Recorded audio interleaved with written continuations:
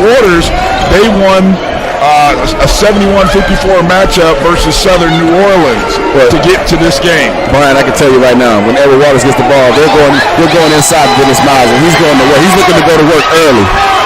McGee to the basket, and of course, McGee picked up 2 technical fouls in the first 9 minutes in the semifinal games. 2 technicals? 2 technicals, and he was ejected.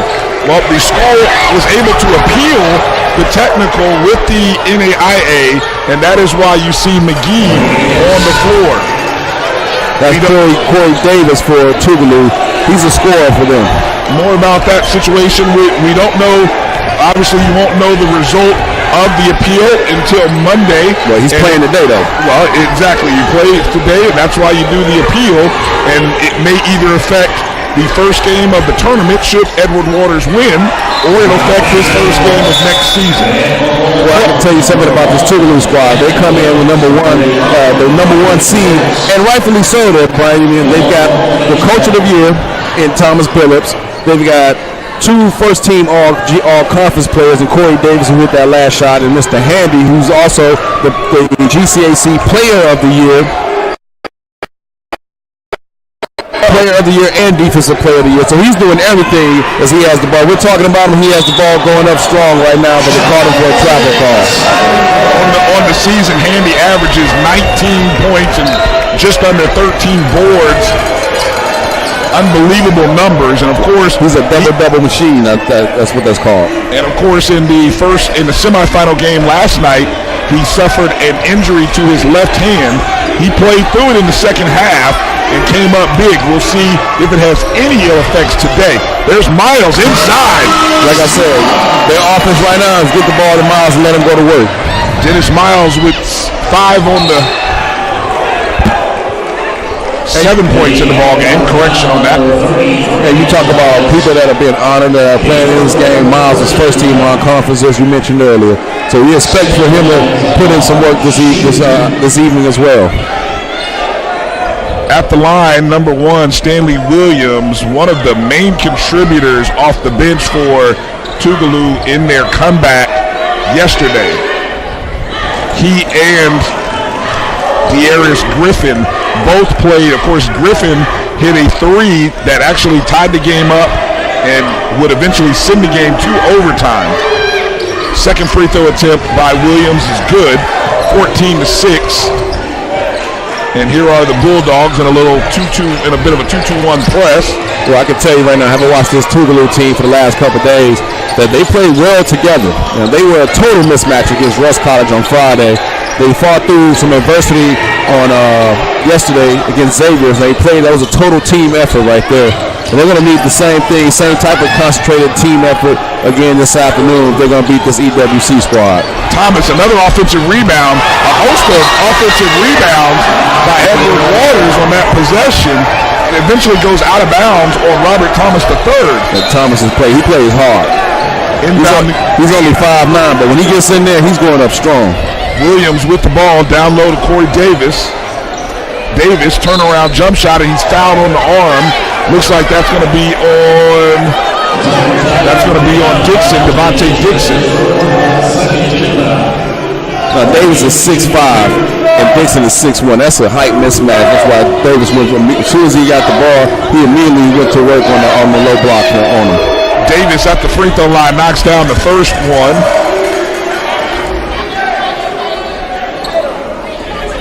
And if he's going to take that turnaround jumper and he hits him on the elbow just to try to knock to contest the shot, that's going to get called easy every time. That's an easy call for the ref. Second one is good as well. The Bulldogs stay perfect at the free throw line, trailing by 6 in the first half of action. The Tigers get it across the court. There's Robert Thomas in the corner. McGinnis back to Thomas. Looking to see, can they find a way to get the ball down to Miles, who's having a lot of success so far. There's a double team in the short corner, and let's see who they call that foul on. There's a quick whistle. They got Miles working on the block, and they got McGinnis just traveling in the paint, shuffling back and forth, trying to find an opening between the block, between the baseline and the free throw line. I think that's where he's going. If he's going to make his money, that's where he's going to eat tonight. They called that on Datavian Porter, number 25. He does come out of the ball game now, as he has 2. And checking in, one of the heroes from last night as well, DeMichael Stribling, number 3 for Tougaloo. Got to swing it over to 25. He was open for a long time. And they're going to call a bump there. Dixon went through, he split the double team, and, he actually ran into Corey Davis. He may have hurt his shoulder. He put his head down and went hard, but he may have hurt his shoulder. He's holding the back of his neck, and the athletic trainer is going to come out.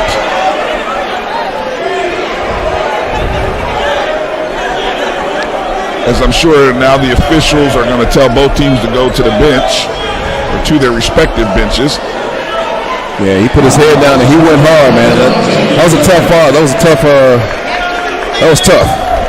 Dixon slow to walk off the floor, rubbing the back of his neck. Checking in for the Tigers, number 20, Chris Oakley, sophomore from Cleveland, Ohio. Has contributed with some good minutes thus far. It'll be inbound underneath for the Tigers.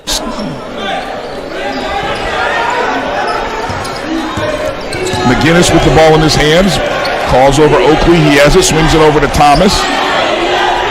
He overthrows Miles, his intended target. I think Miles might have thought he got pushed in the back, but that ball just sailed on him. There's a easy block by Miles. That attempt by Woods got blocked. Back come the Tigers. Into the lane is McGee. Pull-up jump shot, no good. Rebound Davis. Here goes Stanley Williams pushing the tempo. Up top the Stribling, no good. Rebound. Back come the Tigers. The Tigers are coached by Fred Summers. In his first year here, he's got this squad all the way in the tournament championship game.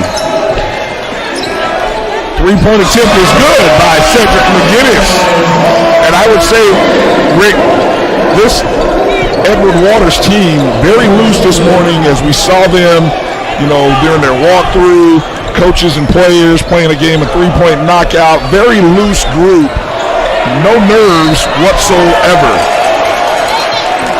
Yeah, I think Coach Summers likes to keep his team focused, but know that this is a big game, but it's still just another game. You don't want to make it too big of a game where you put too much pressure on yourself.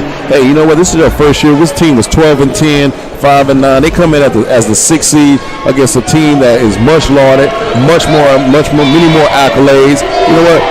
You're at home. Let's not forget that they're at home. They've got the band, they got the students, alumni, they got the president on the sideline cheering the team on. This is a home game for them. Foul number 2 on Dennis Miles. He has to come off the floor. That's significant as he had 7 points in the opening first 8 minutes of the ball game. At the line is Michael Stribling. Checking in for the Tigers. Checking in, number 10, Chauncey Blakely, and number 30, Rasad Morgan. Cross court, skip, ball in the hands of Blakely. He'll pick up a screen from McGee, attacking the basket. An easy block there for DeMichael Stribling. I'm not really sure he even left the ground to block that one. Well, that was a good defense. He kept his feet up, kept his hands straight up, allow the offensive player to come to him as opposed to chasing the ball and creating contact, possibly sending them to the line for a free throw. 6'6" versus 6 foot. I'd say that's a pretty easy job of not leaving your feet. 6'6" with long arms. Three-point attempt, no good as the shot clock was expiring. Williams up ahead to Stribling, almost out of bounds. It does go out of bounds. It looks like Tougaloo wants to push tempo this game. Well, that's the thing. When Stanley Williams is in the ball game, he has the ability to really push the tempo, and especially if they don't get it done in the starting group. We're going to take a timeout with one. We'll be back right after the.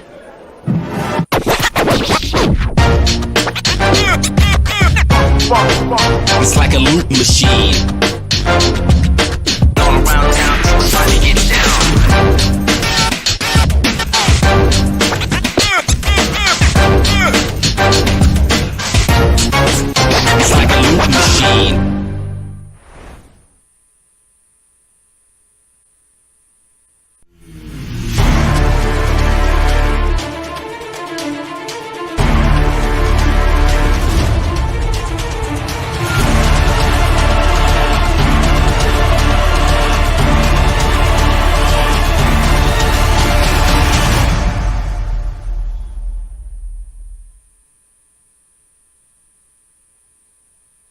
Q Time is a classic Atlanta soul food restaurant located in the historic West End. Q Time Soul Food is a family business started by Fred and Christy. Come on in, relax, and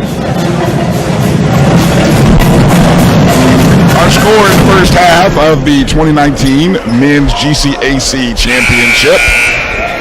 Edward Waters with a 17-10 lead over the Tougaloo Bulldogs. The number 1 seed with a record of 27-4 overall. Edward Waters currently with a record of 12-10. Bulldogs in a bit of a zone. Tigers moving the ball around the perimeter. Blakely thought about it, kicks it all the way back out to McGinnis. McGinnis loses the ball out of bounds. And they were getting down to about 5 seconds left on the shot clock. So back to the ball game for Edward Waters is number 25, Devontae Dixon. He comes in for McGinnis. Well, that's one of those hallmarks of a Coach Billups, coach team is pressure defense. Pressure defense and high-scoring offense. This team put up 97 points on Friday, 92 points on yesterday, and they had 4 players in double digits. Darius Woods the 3. So they're getting their points from a lot of different sources. And there's that defense again right there with another steal. Stolen by Handy. Davis gives it over to Williams. Williams attacks the rim, gives it over to Handy, up and under. Double clutch. Handy is strong, fast, and athletic. Did you see that move? Cuts the deficit to 2. Here comes the trap. He almost lost the ball, looking for his teammates. Oakley has it, and he is going to be fouled. They're going to call that on number 15, Corey Davis. That ends up being his second, team 4th. Davis ended up fouling out in the last game. 2 quick fouls with just over 10 minutes to go in the first half. He may need to take a seat. Thomas third looking. Oakley with the ball. Over to Dixon. Looking down low. Decides to go back up top with it. Let's see if they try to hit the ball. Oakley. Pull up jump shot fading away. Almost got stuck in the corner, but nice follow by Arquez McGee. 19-15, 4-point lead for the Tigers. Down low to Stribling, and they're going to call Rashad Morgan, probably with a hand in the back there.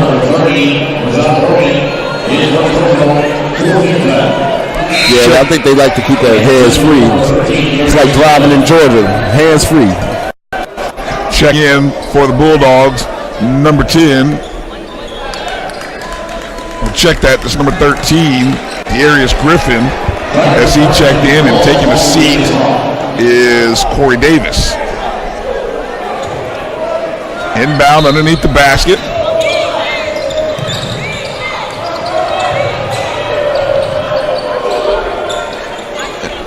There's Stribling. Short corner, baseline, looking to try to get his way closer into the lane. Turns around, and somehow he got his leg taken in by Morgan, and that's going to be his second. Looks like Coach Billups sees something there. Either that or Stribling is saying, he's my Huckleberry. Well, he's going to work on Morgan. I thought Stribling did a good job of getting his feet tangled up with Morgan. Knocks that free throw down. First of 2. Very good free throw shooting team. Yeah, they usually knock down. Have not missed today thus far. Stribling hits 74% of his free throws. Here comes that jump trap off the 1-2-2. Back into the 2-3. Dixon with the ball over to Robert Thomas III. Thought about it. Gives it over to Oakley. McGee, Thomas, Dixon off the curl. Goes to the basket. He's met, and he was met by Ladarius Woods, and they're going to call him with a foul. Looks like Dixon shook off whatever was ailing him on that last drive, because he's still going to the hole, and he's going hard. Devontae Dixon 6'1" junior from Long Island, New York. He's a long way from home, isn't he? He is, but you can see the toughness. That New York ball player in him. Knocks both free throws down. 30-second timeout with 21 to 17 lead. We're going to stay here during this timeout. You know, the crazy thing about this matchup here, Brian, is that this is the third time that these teams have played each other in 30 days. They first met on February 2nd, where Tougaloo won a 99-98 thriller in OT. That was here on this court right here. On February 18th, Tougaloo also took a victory. It was a blowout victory. That was at home at Tougaloo. So, you know, it's going to be a tough. You know, you play a team 3 times in 30 days. You know, these teams aren't doing anything new. You know, they know who you are. They know who each other is. There definitely is a lot of familiarity right now with both squads. It'll be really about executing. So let's see. Inbound underneath for Tougaloo. That's Stanley Williams with the ball. Over to Griffin. Griffin up ahead to Handy as the Tigers pick up in man instead of zone. Dribbling goes into the lane up, and let's see if they call that on McGee or Dixon. They're going to call that on Dixon, who came over to help and caught him in the act of shooting. So it's going to be 2 shots. That is the second on Dixon, team number 6. Dribbling perfect from the line today. 4-4 with 4 points.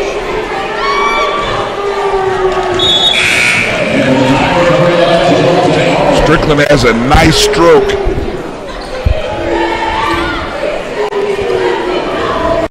The 6'6" junior from Jackson, Mississippi.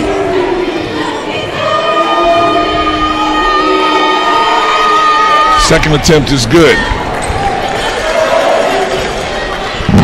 21 to 19. Edward Waters leading. Cross court pass to Robert Thomas III. Checked into the ball game for Edward Waters, number 11, Javante Arnold. Oakley. That's a poor pass right there. I'll tell you, at some point, I mean, that's how big a foul that second foul was by Dennis Miles.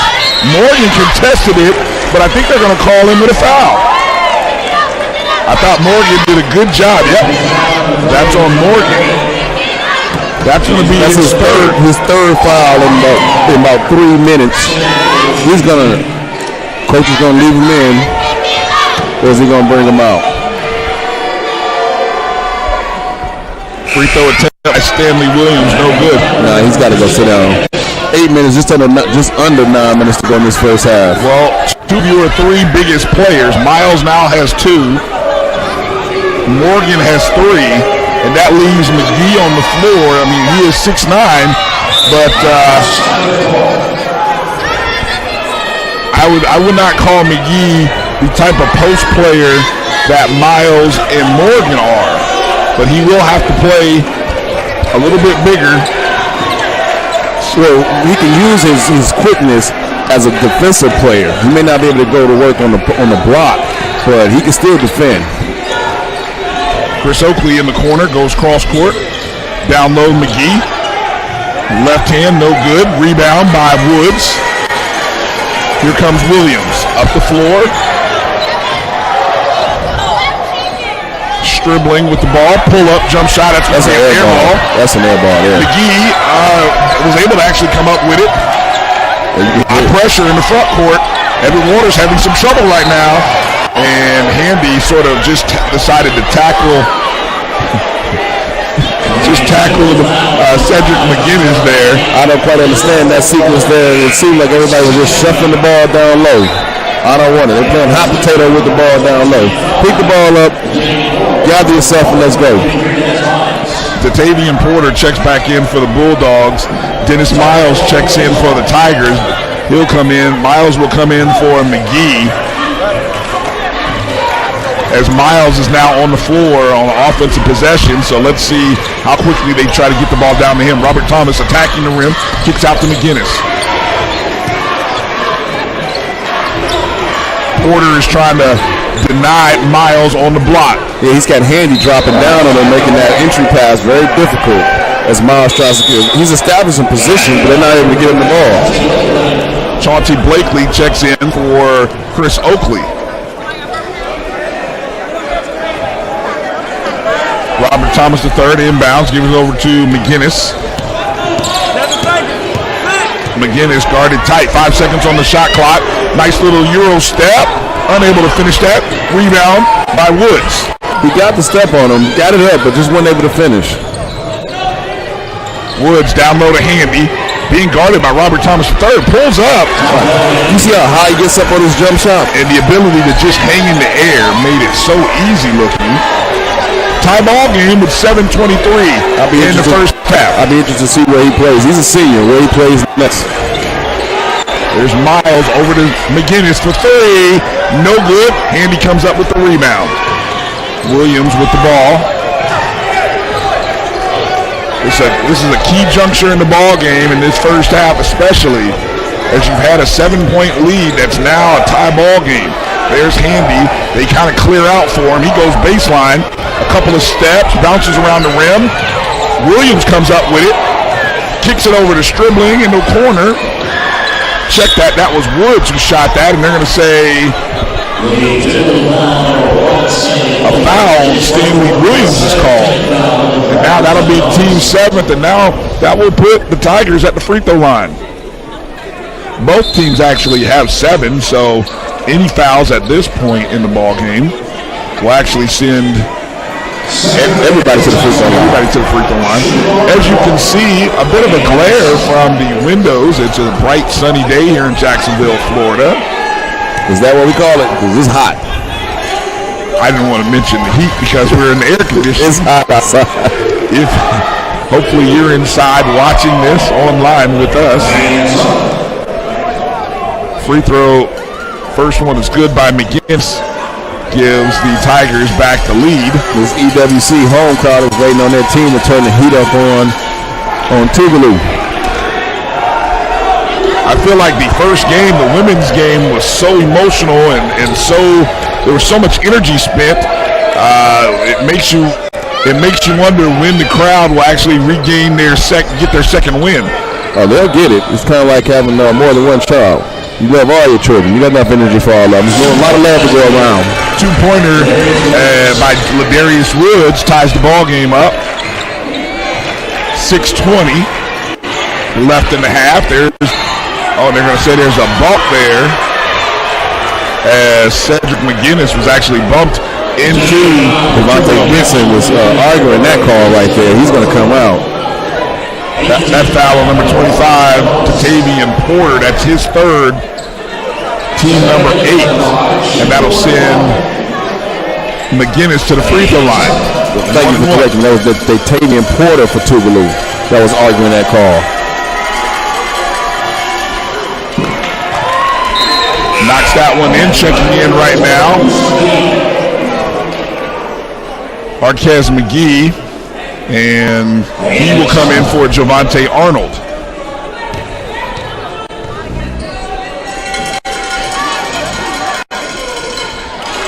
McGinnis stays perfect on the day. He has 7 points.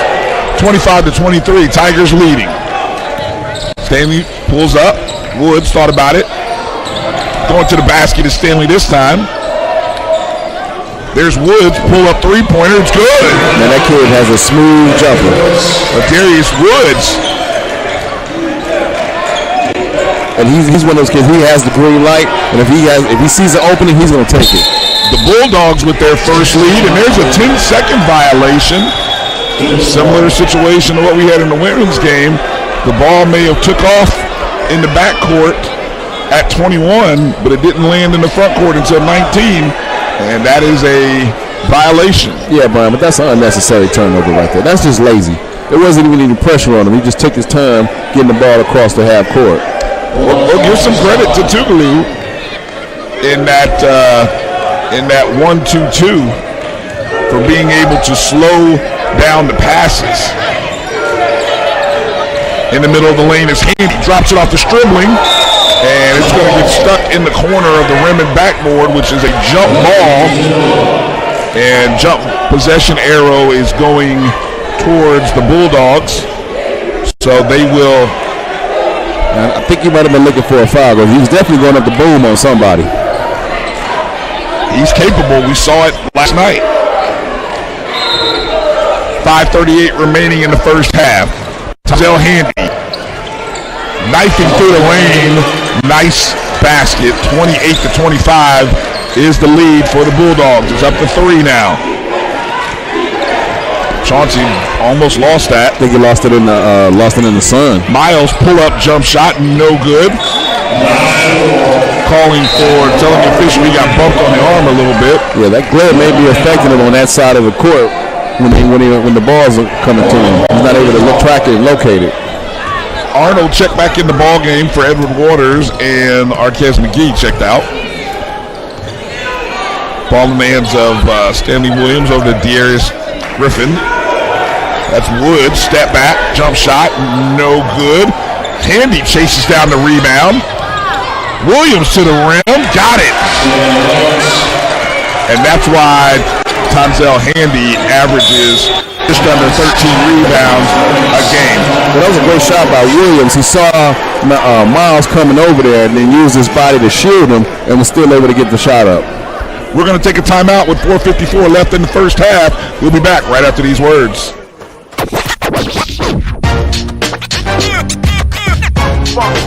It's like a loop machine. All around town, people trying to get down.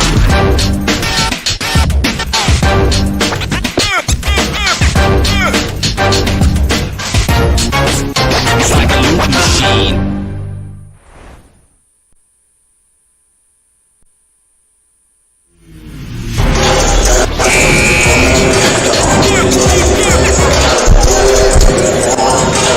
Brian Fulford and Rick Polk here calling the 2019 Men's Basketball Championship for the GCAC.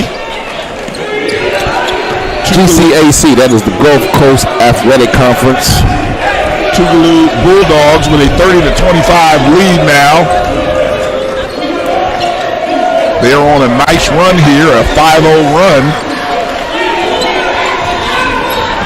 Trying to get the ball inside to Miles, and is stolen away by Griffin. Did a great job. Handy with the two-hand flush finish. 32-25. And you're sensing a little bit of separation happening right now. There's Blakely all the way back out top, swings it over to McGinnis. I think part of the problem here with that trap is that sun on the other side of the court is making it very difficult for Edward Waters to get the ball on that side of the court. Cedric McGinnis gets a nice soft touch off the rim, and the ball able to go in. That is 9 points for McGinnis. 32-27, 5-point lead. Into the corner, Stribling, back to Handy versus being guarded by Miles. Miles trying not to draw number 3, and he is at Handy's. I mean, there's not much he can do to stop that. He's at his mercy. That's what you were going to say. Exactly. Now, he's the offensive player of the year. He's the player of the year and defensive player of the year. Move the ball. There's it. Finding Miles. Pull up at the free throw line. No good. Tipped around. Miles comes back up with it. Goes to the bucket. Guarded by Handy. Unable to finish. Rebound secured by Darius Griffin. Now these next 3 minutes are going to be very crucial for Coach Summers. Handy going to the lane, and Miles, let's see what they call here. Miles trying to avoid the contact, but let's see what they call. And they're going to call him with a foul. That's his third. That's an unfortunate foul there. Miles he did everything he possibly could to try to avoid the contact. But you got to give it up to Handy for forcing the contact. Well, exactly. I mean, right now, the game plan for Coach Billups and the Bulldogs, hey, take the ball right at Miles. Get the big fella in foul trouble. Get him out of the ball game. Not even just him. Get all the big fellas in foul trouble. Well, the question is now, who do you go with? Checking back in is Rashad Morgan, and he has 3 fouls himself. He checks in along with Devontae Dixon for Edward Waters.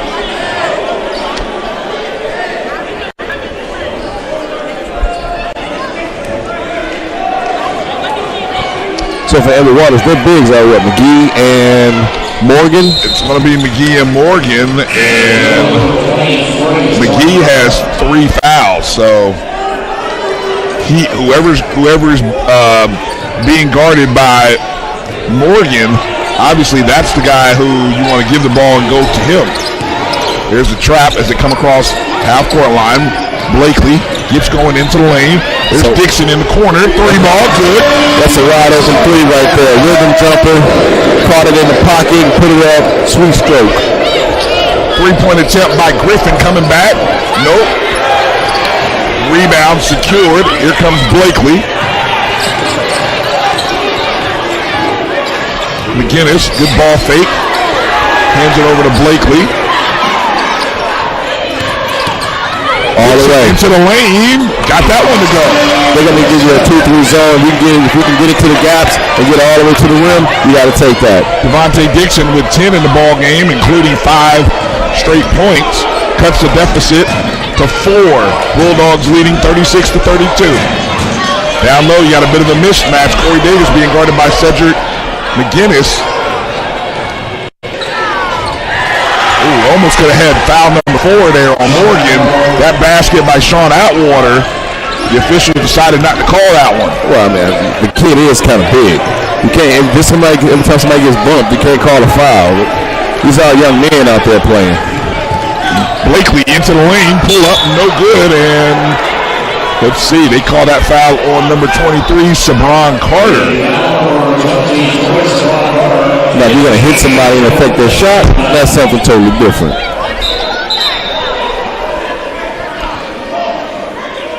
Let's see the officials making sure as we figure out what's going to happen. We've got a timeout on the floor, and we're going to take a timeout with 1:39 remaining in the first half. 38-32 lead for Tougaloo. We'll be back right after these words. Machine. All around town, people trying to get down.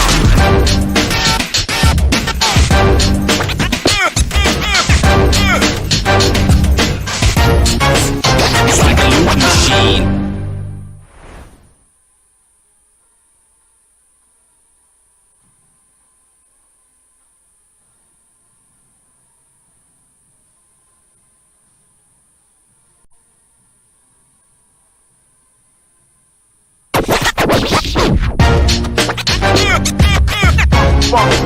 It's like a loop machine.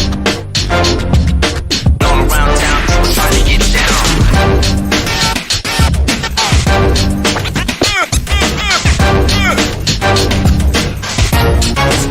It's like a loop machine.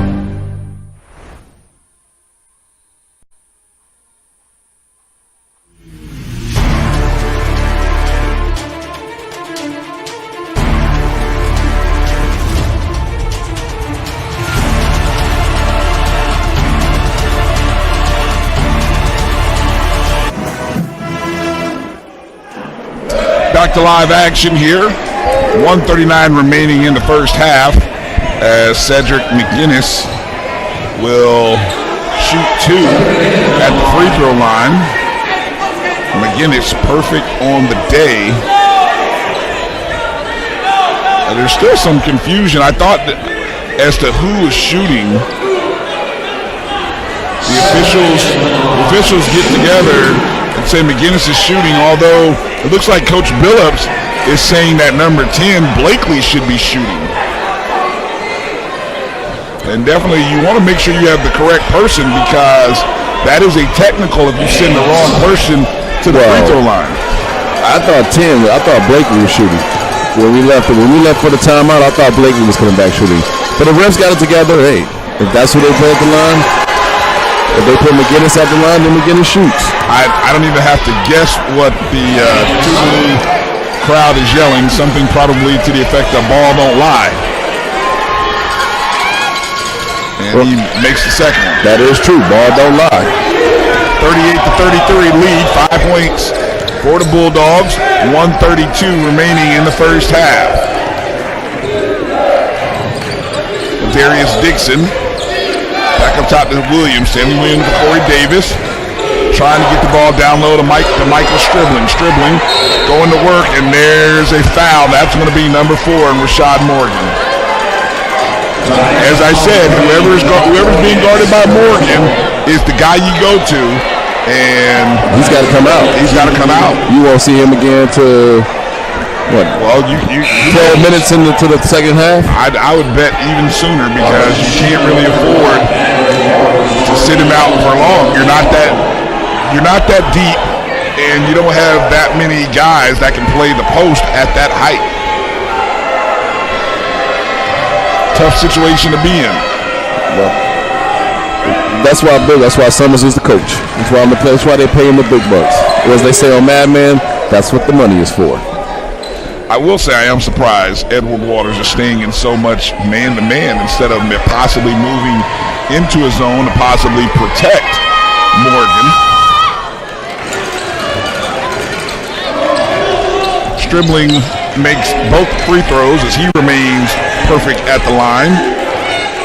Overall, Tougaloo shooting 85%, 85.7. There's a basket coming off the baseline, Devontae Dixon. Great backdoor cut and a great feed and a great layup. Stanley Williams, a little shake, used a little elbow.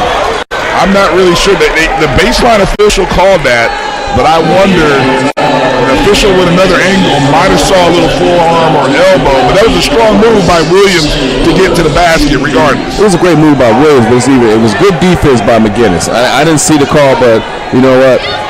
I didn't see a foul, I shouldn't say. I didn't see a foul, but maybe the referee had a better angle. I'm with McGinnis on that one. I didn't see a foul.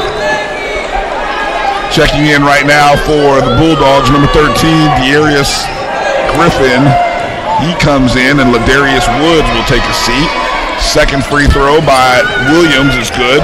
The great thing about this game, Brian, is that for EWC is that we're just over. We're within a minute, and they're only down by 7. We're at different time points in the game. It looked like they were going. Tougaloo was trying to extend the lead, but EWC has just kept it close. Chauncey Blakely with the ball in his hands. 12 seconds on the play clock. That's McGee. McGee, pull-up three-pointer off the backboard, no good. Rebound by Handy. Shot clock is off. 20 seconds remaining in the half. One final shot here for the Bulldogs as Stanley turns around to get some instruction from his coach. This is going to be a one-on-one here. Stanley versus McGinnis. Ooh, that was nasty. Unable to finish that, though. McGinnis, the long heave. That was nasty. Almost made that nice finish. Well, at the half, we've had 2 different halves, really. We saw Edward Waters with a strong first 10 to 12 minutes, and then we saw the Bulldogs take the lead and close. Our score, Tougaloo 42, Edward Waters 35. We're going to take a timeout during halftime, and we'll be back right after these words.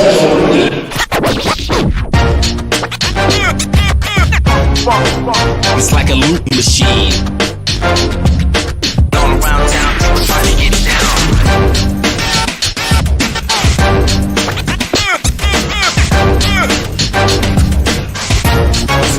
It's like a loop machine.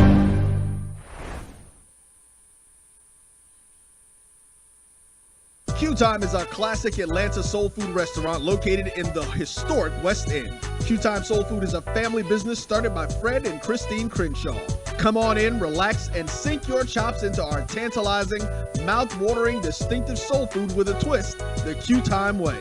1120 Ralph David Abernathy Boulevard, or call your order in at 404-758-2881. Do you miss your mama's cooking?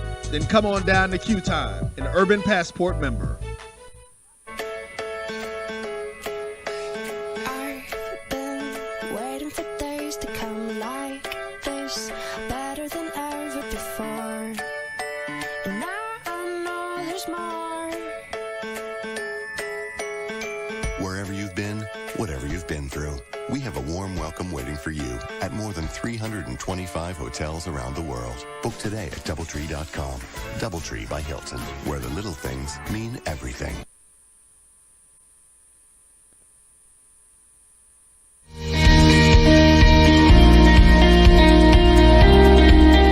When it comes to collegiate athletics associations, how do you know which is the best fit for your institution?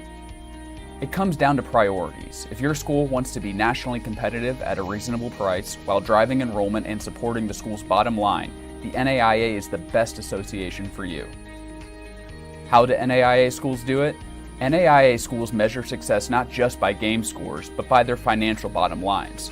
Their NCAA counterparts spend an average of 60% more on athletics. For the schools at the top of the Directors' Cup rankings, the cost goes up to twice as much as an NAIA school. Regardless of their size, all schools are in competition for students. Student-athlete participation at NAIA schools has increased an average of 40% in the last 5 years. That's good for the student-athletes and provides vital support and financial stability to our member institutions. Moving from Division III to NAIA has given our athletics department a boost in recruitment, and it's been a definite step up in competition for our student athletes. We know the NAIA isn't the right place for every school, but for those schools wanting to offer quality, competitive athletics without the high price tag, the NAIA is the right fit. Take a closer look. You won't be disappointed.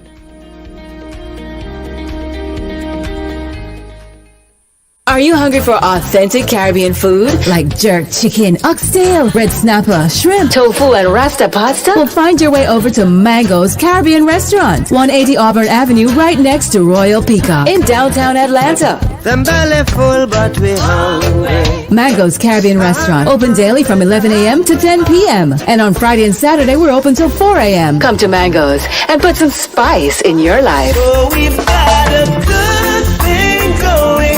Mango's Caribbean Restaurant, 180 Auburn Avenue, right next to Royal Peacock in downtown Atlanta. For more info or directions, call 404-698-3992 or log on to mangoscaribbeanrestaurant.com. For instant coupons, text MANGOS to 313131. Tell your mama hungry, papa hungry, brother hungry. Mango's Caribbean Restaurant, authentic Caribbean cuisine. Open up the door. Tell your mama hungry. The Citrus Sizzle is built on a strong foundation of onions, celery, and peppers layered with just the right amount of citrus. Citrus Sizzle is not too peppery and it's not too tart. It's a balanced symphony of lemon pepper flavors that are guaranteed to delight. This is Shay Bynes, founder of Kingdom Driven Entrepreneur and executive producer of the film Trust Fall. I believe in the power of a story to transform lives. That is why I decided to make the film Trust Fall. It's a story that I believe will touch the hearts of entrepreneurs around the globe who truly desire to start and grow their businesses by partnering with the presence of an awesome and limitless God. At my core, I'm a passionate storyteller, so I was like a kid in a candy store making this film. Not only did I have the opportunity to be the producer and even assist in the fun of directing, but I was also the one who was able to tell my own testimony of the goodness of God in my life. My prayer is that this film ignites greater faith and stirs up a deeper hunger of experiencing more of God in your life and business, because with God, there is always more.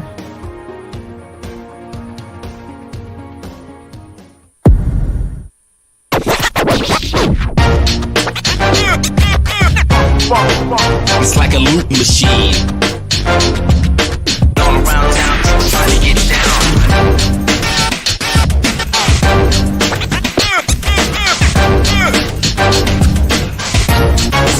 It's like a loop machine.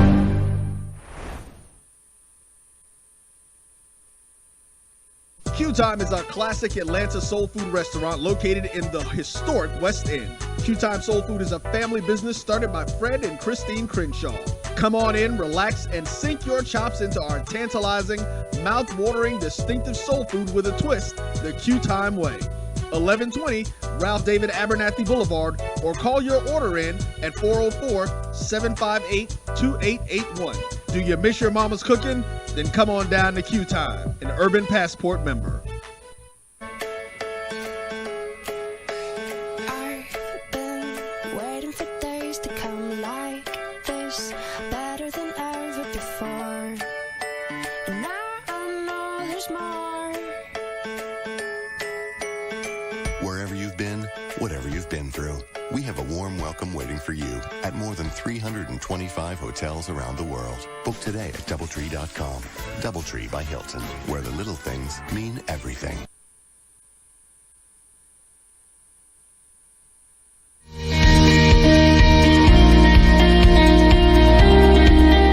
When it comes to collegiate athletics associations, how do you know which is the best fit for your institution? It comes down to priorities. If your school wants to be nationally competitive at a reasonable price while driving enrollment and supporting the school's bottom line, the NAIA is the best association for you. How do NAIA schools do it? NAIA schools measure success not just by game scores, but by their financial bottom lines. Their NCAA counterparts spend an average of 60% more on athletics. For the schools at the top of the Directors' Cup rankings, the cost goes up to twice as much as an NAIA school. Regardless of their size, all schools are in competition for students. Student-athlete participation at NAIA schools has increased an average of 40% in the last 5 years. That's good for the student-athletes and provides vital support and financial stability to our member institutions. Moving from Division III to NEI has given our athletics department a boost in recruitment, and it's been a definite step up in competition for our student athletes.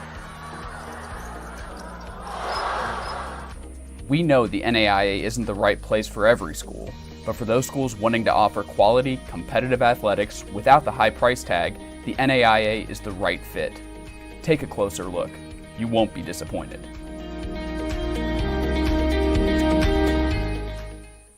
Are you hungry for authentic Caribbean food like jerk chicken, oxtail, red snapper, shrimp, tofu, and rasta pasta? Well, find your way over to Mango's Caribbean Restaurant, 180 Auburn Avenue, right next to Royal Peacock in downtown Atlanta. Them belly full, but we hungry. Mango's Caribbean Restaurant, open daily from 11 a.m. to 10 p.m. And on Friday and Saturday, we're open till 4 a.m. Come to Mango's and put some spice in your life. So we've got a good thing going.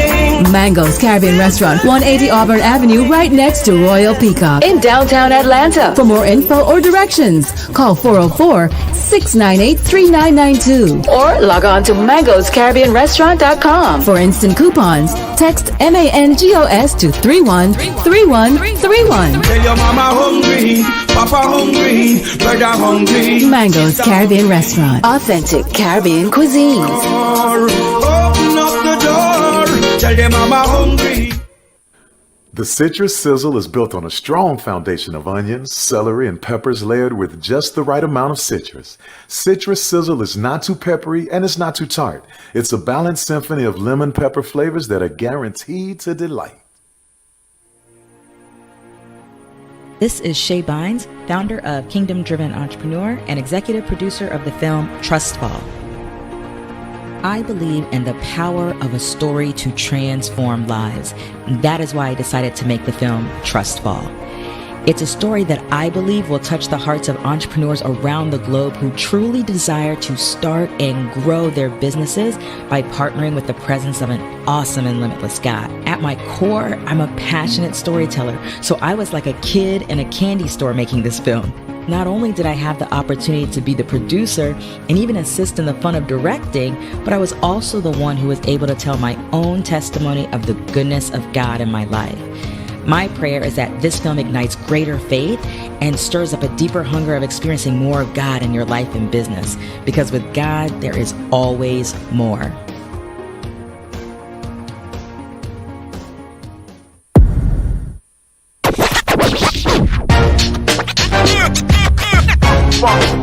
It's like a loop machine.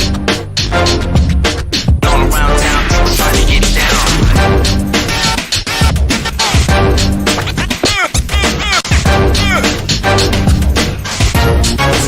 It's like a loop machine.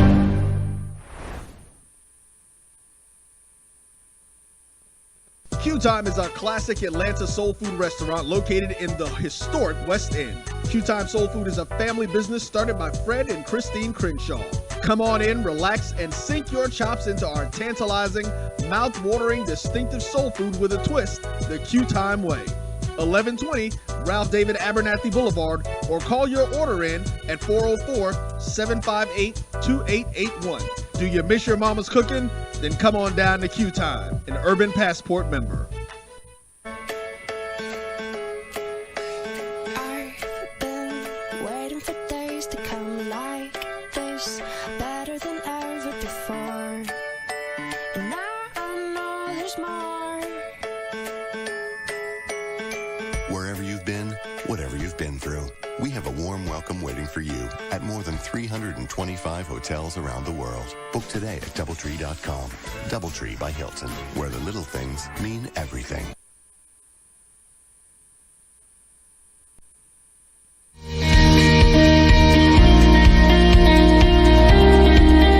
When it comes to collegiate athletics associations, how do you know which is the best fit for your institution? It comes down to priorities. If your school wants to be nationally competitive at a reasonable price while driving enrollment and supporting the school's bottom line, the NAIA is the best association for you. How do NAIA schools do it? NAIA schools measure success not just by game scores, but by their financial bottom lines. Their NCAA counterparts spend an average of 60% more on athletics. For the schools at the top of the Directors' Cup rankings, the cost goes up to twice as much as an NAIA school.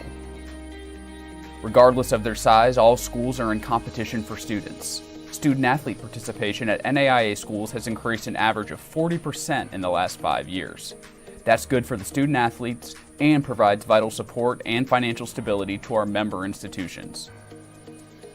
Moving from Division III to NAIA has given our athletics department a boost in recruitment, and it's been a definite step up in competition for our student athletes. We know the NAIA isn't the right place for every school, but for those schools wanting to offer quality, competitive athletics without the high price tag, the NAIA is the right fit. Take a closer look. You won't be disappointed. Are you hungry for authentic Caribbean food like jerk chicken, oxtail, red snapper, shrimp, tofu, and rasta pasta? Well, find your way over to Mango's Caribbean Restaurant, 180 Auburn Avenue, right next to Royal Peacock in downtown Atlanta. Them belly full, but we hungry. Mango's Caribbean Restaurant, open daily from 11 a.m. to 12 p.m. and on Friday and Saturday from 4 a.m. Come to Mango's. We're back at Edward Waters College at the Adams Junior and Sports Complex. 2019 TCAC Tournament Champion. Downtown Atlanta. For more info or directions, call 404-698-3992 or log on to mangoscaribbeanrestaurant.com. For instant coupons, text MANGOS to 313131. Tell your mama hungry, papa hungry, brother hungry. Mango's Caribbean Restaurant. Authentic Caribbean cuisines. Open up the door. Tell your mama hungry. The Citrus Sizzle is built on a strong foundation of onions, celery, and peppers layered with just the right amount Able of to hear citrus. myself? Yeah, like you can hear yourself now? Yes. And it's not too tart.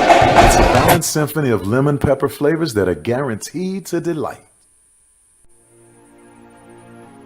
This is Shay Bynes, founder of Kingdom Driven Entrepreneur and executive producer of the film Trust Fall. I believe in the power of a story to transform lives. That is why I decided to make the film Trust Fall. It's a story that I believe will touch the hearts of entrepreneurs around the globe who truly desire to start and grow their businesses by partnering with the presence of an awesome and limitless God. At my core, I'm a passionate storyteller, so I was like a kid in a candy store making this film. Not only did I have the opportunity to be the producer and even assist in the fun of directing, but I was also the one who was able to tell my own testimony of the goodness of God in my life. My prayer is that this film ignites greater faith and stirs up a deeper hunger of experiencing more of God in your life and business, because with God, there is always more.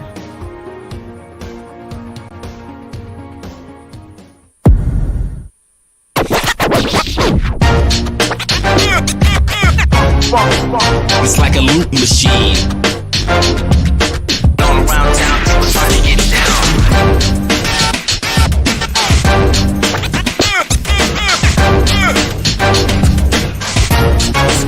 It's like a loop machine.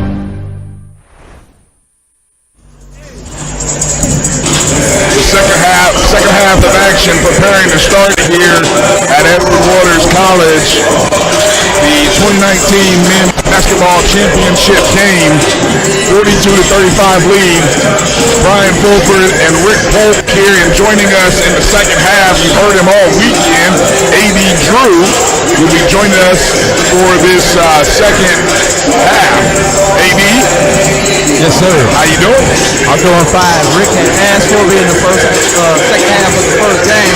We needed Give us interpretation over there on that backcourt call, so I decided to come on out and see what I can do to contribute to the broadcast. Give us quickly your thoughts on what you've seen in the first half thus far. A lot of up and down action is going to be key for Edward Waters to do just like the girls did in the previous game. Get something going early. Let's get this crowd into the game and take the momentum and see if we can hold on to it down the stretch. Let me tell you something. The crazy thing that I've noticed here as I look over some of these first half stats is that both teams shot the ball 27 times from the field. Both teams made 12 shots. So each team was 12 of 27, but the difference in this game right now has been free throw shooting. Devontae Dixon opened up the scoring for Edward Waters with that basket. Handy, turnaround jump shot, nice move by Tonzel Handy. Puts the lead back up to 6 for the Bulldogs. And when I say free throw shooting, Edward Waters shot 9 free throws, Tougaloo shot 18. Edward Waters made 8 of those 9, and Tougaloo made 16 of their 18. So there's your difference in your ball game right there, those free throws. Robert Thomas III over to McGinnis, trying to get the ball down low to Miles. Miles back to the basket, looking. Double team comes, he spins away from it, nice jump shot before the shot clock expired. This Miles back on the scoring path. He had 7 before he had a quick 7 before he picked up his second foul. Early in that first half. There's a jump shot by Stanley Williams. Dennis Miles back there playing old school basketball, just bagging them down, couple dribbles, turn around, easy bucket for him. Didn't know they made back to the basket power forwards like that anymore this day and age. Well, he's got the body type for it, so he's probably that's been his game his entire life.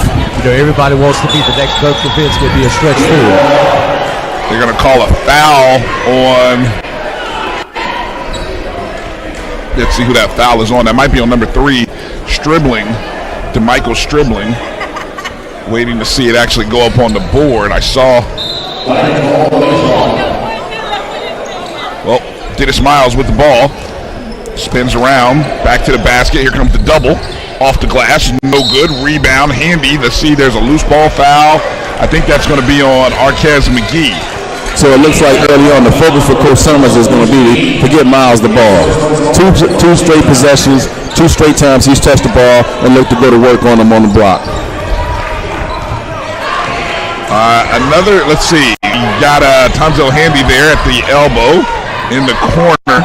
That's Corey Davis, and a lot of jostling down there on the low block. Robert Thomas just trying to fight for his position. He is going to be called for a foul. He's somehow got stuck guarding DeMichael Stribling. Handy with ball. Loses it. Loose ball. Dixon on the floor. Jump ball situation is going to go back towards Tougaloo. Well, one of the great things is it's 5:30, almost 6 o'clock in the afternoon, and the sun is starting to set, so we no longer have that glare on the opposite side of the court. Shouldn't be an issue with players in catching passes and seeing the ball come to them on that side over there. Still a few fans on that side that we're facing, still dealing with the sun, but it's not as bright as it was. 17:55 remaining in the second half. There's Stribling, rolls in and out. Dennis Miles comes up with the rebound. Up comes McGinnis. McGinnis picks up a screen. There's Miles. Dixon. On the block. They gave him the ball. Watch him go to work. Back to the basket. And there's going to be a foul that time on number 13, Dearius Griffin. That was just a size mismatch right there, Brian. If they're going to put Griffin on him, you got to feed the big fella down there. That is a total mismatch. He's got about a 4-inch height advantage and probably about a 30-pound weight advantage. That's what they say. That's barbecue chicken down there with the sauce. Free throw attempt by Dennis Miles is good. Edward Waters shooting 88.89 at the line thus far, but as you pointed out, they are being doubled up. As you pointed out, Rick, rather. On the free throw attempts. Both teams are shooting a high percentage of their free throws. But it's just that Tougaloo is shooting twice as many free throws. They've made more than Edward Waters has shot. Exactly. Stanley Williams. Down low to Stribling on the block. Back to Williams. Williams' three-point attempt is good. He shot that like he was practicing in the gym by himself. And you cannot let this Tougaloo team get hot from outside, as we saw in the second half of last night's game, Rick. Now, this Tougaloo team will, as a team, hit 40% of their three-pointers. So you're right. You don't want to give them an opportunity to get hot. Because if they get hot, they can open this thing up real quick. McGee, jump shot's no good. Rebound controlled by Griffin. Back come the Bulldogs over to Williams, pushing the tempo. Finds Stribling. Nice turnaround jump shot. That was easy. That was just a height mismatch right there. He was being guarded exactly by Robert Thomas III. And, I mean, as soon as he caught it, it was like, just go up. I don't understand. You got to – there might be a series of bad mismatches, but that's the one that is blatant and glaring right now. Well, I think Stribling saw on the break that he had the smaller player guarding him, so he ran straight to the block, straight to the front of the rim, and they found him and got him the ball. Nice soft touch by Arquez McGee. 51-44 lead for the Bulldogs. There's Stribling. Miles backs off of him a little bit. Surprised he didn't go up with that when he had Miles in the air. If he had went up, he'd have got a call. Corey Davis looking, turnaround jump shot, no good. Stribling with a rebound, and that time he is fouled by Miles. That's going to be number 3. Oh, that's his third? Number 4. I thought that was his 4th. That's a tough one.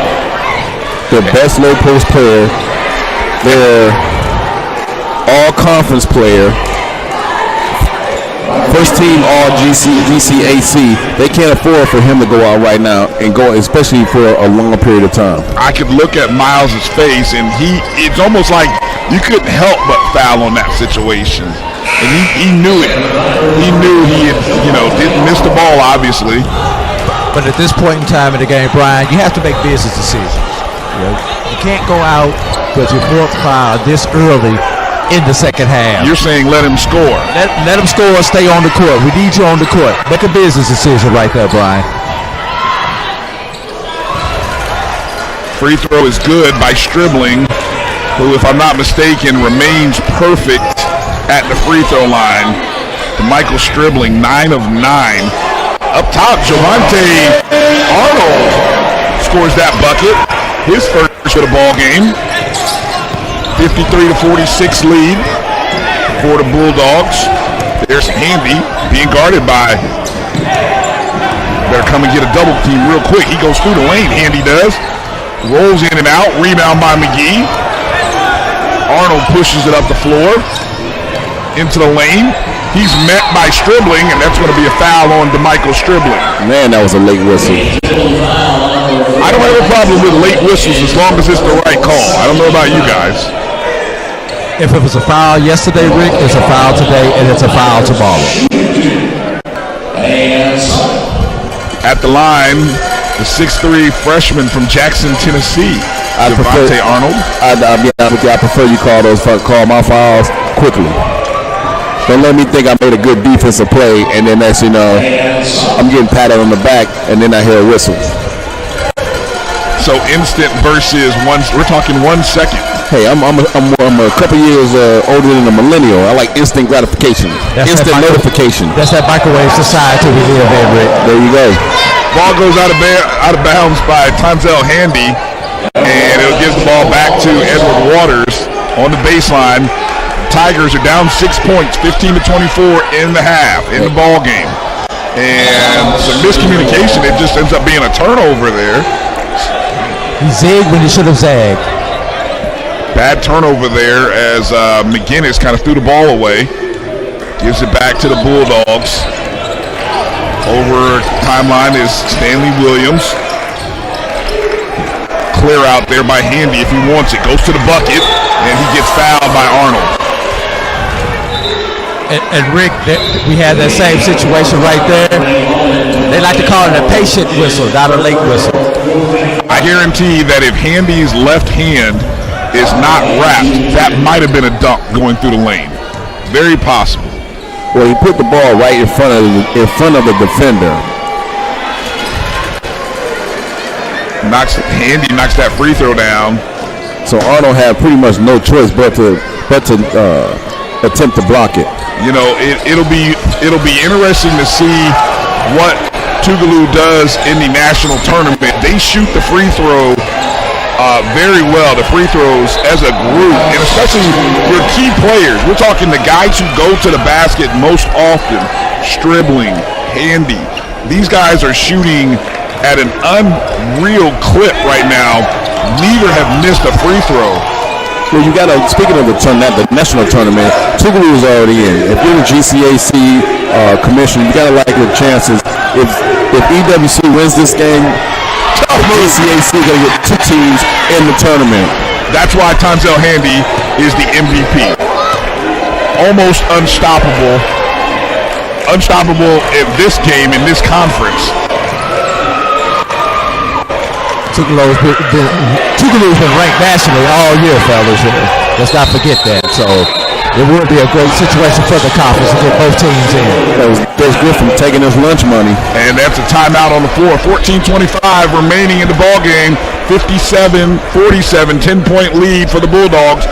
We're taking a timeout. We'll be back right after these words. Health and Wellness Tea Line. Check them out at mymajesties.com. That's MyMajesties.com. My Majesties, an Urban Passport member. Q Time is a classic Atlanta soul food restaurant located in the historic West End. Q Time Soul Food is a family business started by Fred and Christine Crenshaw. Come on in, relax, and sink your chops into our tantalizing, mouth-watering, distinctive soul food with a twist, the Q Time way. 1120 Ralph David Abernathy Boulevard, or call your order in at 404-758-2881. Do you miss your mama's cooking? Then come on down to Q Time.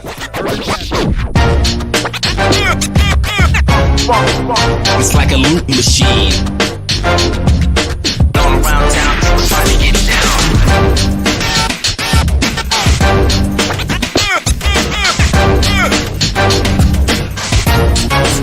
It's like a loop machine. Welcome back to live action here at the Adams Jenkins Center on the campus of Edward Waters College. Our GCAC Championship men's game. Tougaloo Bulldogs with a 57-47 lead. And I was just looking over the stats. When's the last time you saw a team shooting 90% at this point in the ballgame? 20 of 22 from the free throw line. It's been a long time since I've seen that, but I'm telling you, we've seen some great basketball over these last 3 days here at on the campus of Edward Waters, the GCAC. It's a really good conference. Some great HBCUs representing in this conference. Tonzel Handy into the lane. There's a deflection there created by Cedric McGinnis. Back come the Tigers.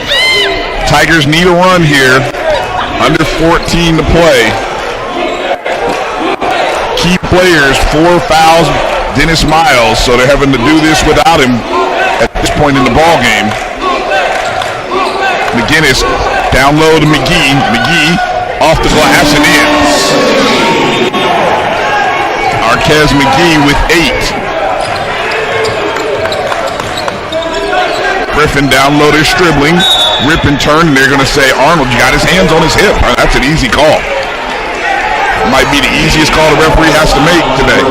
2 hands buys your whistle every time. Every time. It'll be an inbound underneath. That is the team's 5th foul. Stribling falls out of bounds, but no call. Williams is going into the lane, and they're going to call Robert Thomas III with a slap. And that might be the second easiest call to make. Somebody going to the basket. Key thing with that, Brian and Rick, that's now the 16th foul on Edward Waters with the team that's shooting 90% from the line for the game. Not ideal. And there's a made free throw by Stanley Williams. And Tougaloo has already shot twice as many free throws as Edward Waters, so that could mean trouble for Edward Waters. They've got to learn to move their feet and not reach so much. 22 of 24. The free throw shooting remains a key storyline, as well as the fouls. I'm going to tell you guys, these next 3 minutes are crucial. It's a 10-point difference, and Edward Waters either needs to cut into this lead, or Tougaloo is going to get this. This thing is going to explode on him. Unable to get that basket. Some nice moves there by McGinnis, and then a almost nice tip in by McGee. There's Corey Davis off the pass. No good. Rebound Arnold. Coming back up the floor.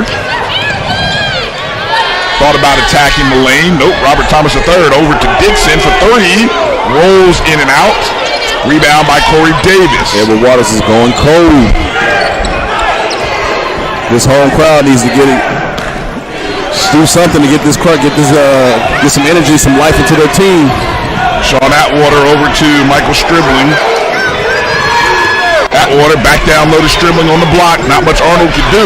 Almost traveled there. He did, almost. Oh, off the back foot. It looks like a loose ball. Robert Thomas, no. Griffin comes up with it. Heave towards the clock, and that's going to be a shot clock violation. A lot of bodies hit the floor. Some great hustle and effort there by Darius Griffin and Cedric McGinnis, among others. Hopefully that hustle will turn into some energy for the players, which in turn will turn into some energy for the crowd. And which way in turn give the team some more energy. Yes. It's like the cycle of life over there you're talking about. Dixon down low. There's McGee. A little acting, and they're going to call a block. To Michael Stribling with a little bit of acting there on the flop. I thought the Oscars were last week, fellas. I guess they had an encore presentation here in Jacksonville, Florida this week. You said an encore presentation? Encore presentation of the acting. Yeah, well, Stribling, he didn't like that call. He's going over. Well, he's going over there talking to Coach Phillips. The only thing I would give him, and I mean, we don't have the advantage of the instant replay, but the only thing I might give him is that there might have been an elbow to the chin, but I think he started falling before it even got close. So, I mean, tough to tell in live action. Well, I don't think McGee extended the arm. He might have, he bumped into him with the shoulder, gave him a little shoulder, but that's not enough. Tough miss by McGee, usually a solid free throw shooter. Still, it's now 8. There's Stribling on the block again. Quick double. Atwater thought about it. Gives it back to Stribling. Now Atwater has it again. He'll shoot the 3. No good. Handy comes up with it. He's fouled. Handy is strong. That kid is strong, man.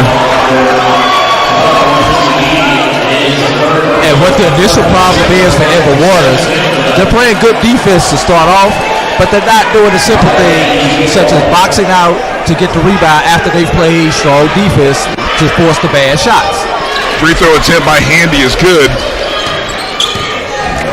He has 21 in the ball game. Cedric McGinnis calling for a screen from McGee. He'll use it, try to get into lane, dumps it off to Dixon. Dixon now uses another screen from McGee. That was Oakley. McGee looking, step back, nope, almost turned it over. 4 seconds on the shot clock, fellas. I think he did turn it over. He didn't know what to do with that. Ends up being a turnover. He had Dixon open on the right wing. He just didn't see him. This is a very key point in the game here, fellas, with Edward Waters trailing by 11. Well, we're 2 minutes into that 3 minutes that Rick called out, so there's Stribling, turnaround, that's missed, rebound by McGinnis. Up ahead to Arnold. Arnold attacking the rim. And another block, this time on Stribling. He may be hurt. Hey, you take enough of those, they're going to start to add up.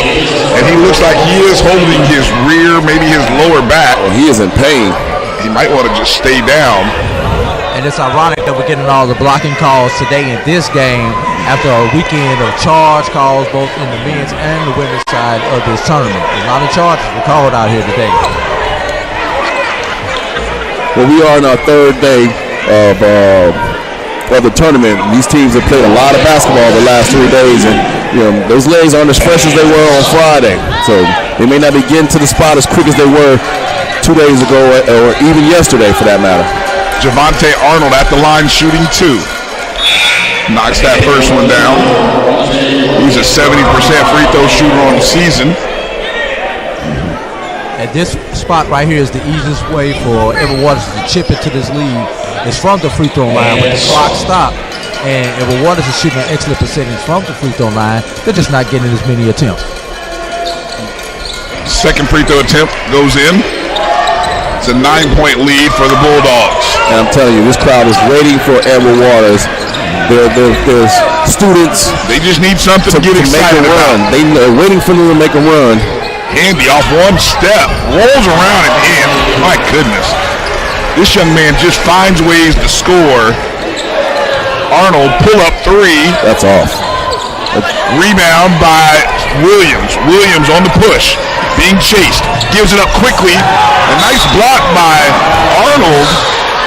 Managed to get a block without fouling. A great block, but it went out of bounds and it's going to stay with Tougaloo.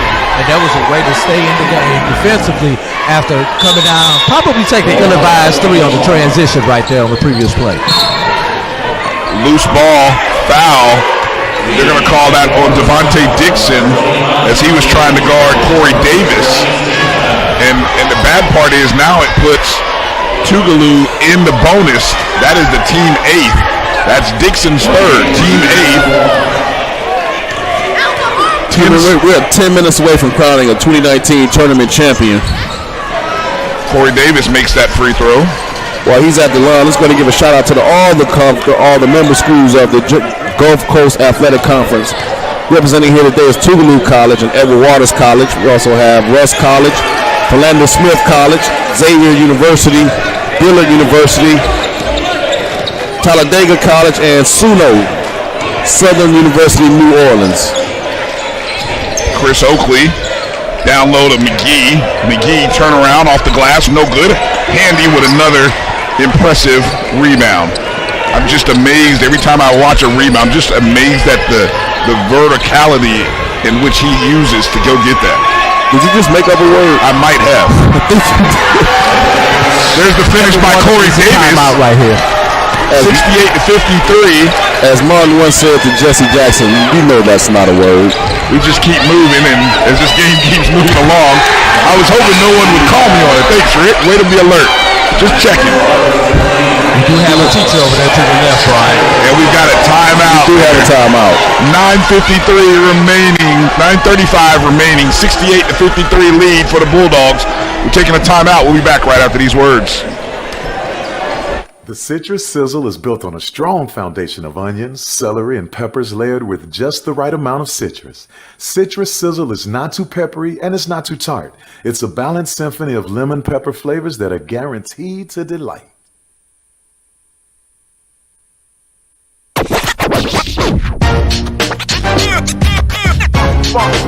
It's like a loop machine. All around town, people trying to get down.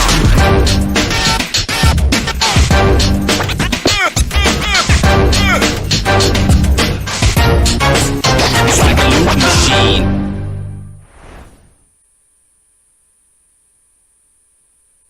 Q Time is a classic Atlanta soul food restaurant located in the historic West End. Q Time Soul Food is a family business started by Fred and Christine Crenshaw. Come on in, relax, and sink your chops into our tantalizing, mouth-watering, distinctive soul food with a twist, the Q Time way. 1120 Ralph David Abernathy Boulevard, or call. Back to live action here. 9:35 remaining in the men's championship. Brian Fulford, Rick Polk, A.D. Drew here. Brian, we still got a lot of basketball left to be played. This is a 15-point deficit for Edward Waters. Turnover by Datavian Porter. They can still make a game of it. They just need one run. I think this crowd is waiting on that one run to come, and hopefully it'll come soon. Otherwise, it's going to be Tougaloo's going to be cutting down the nets here. Yep. Cedric McGinnis. Not sure this crowd wants to see another team cut down nets in their gym. Chris Oakley going to the bucket. Got to take that shot right there. 3-point attempt. No good. Oakley goes, gives it to Miles. He is met by Corey Davis, but he was able to follow it and put it back in. Let's see if Edward Waters comes out and goes on with Miles in the game with 4 fouls this early in the second half. That's going to be a blocking foul right there. And that's going to send Charles Oakley to the free throw line. Well, I can tell you who Dennis Miles won't be guarding if they're playing man-to-man, and that's going to be Handy. No, you don't want to put Miles on Handy. No, you don't. As soon as Handy gets the ball, he's going to go to work. And Miles already has 4 fouls. He'll be out the game in 2 minutes. Might be a little quicker than that. Second free throw attempt is good. But if I'm Tougaloo, whoever Miles is guarding, I'm going at him. Blakely attacks the basket. No good. What's the call? Oh, they're saying goaltending. Yeah, the ball was still in the cylinder. The ball looked like it was coming through the net, and his hand hit the ball and pushed it back out. So that would have been basket interference. And that's why we brought in AD Wikipedia Drew to give us those facts and stats. And there's a quick foul on Cedric McGinnis. There was already a little contact. The official was trying to warn the players. Now, the next question, fellas, how long does McGee stay on the bench getting rest right now for Edward Waters? Well, 8:33 remaining. Maybe 30 seconds, 30 more seconds. Because you're going to need Miles and McGee in order to make this run, fellas. A little gamesmanship as a lot of guys crossing sides of the lane, trying to stay matched up properly. Williams made the first one. He'll shoot the second one. That's good, too. Yeah, but McGee only has 2 fouls. In foul trouble for Edward Waters is Morgan and Miles. That shot is blocked by Handy. McGee is probably on the bench just getting a breather. It's time to suck it up. Season might be over if you don't come on the floor now. Stanley Williams with the ball up top. There's Handy. It's a clear out. He's being guarded by Dennis Miles. Let's see how this one goes. Step back, pull up, jump shot. No good, but Corey Davis comes up with that rebound. It's stolen by Dennis Miles. He's double. He kicks it out to Blakely. Let's see, Handy settled for that jump shot right there. McGinnis with the 3. It's good. Cedric McGinnis. 12-point ball game. There's almost a steal by Dixon. We might have a 10 count. Nope, they get it across. Griffin quickly doubled. In the corner, Handy. It's blocked, almost blocked. Give that bucket to Datavian Porter.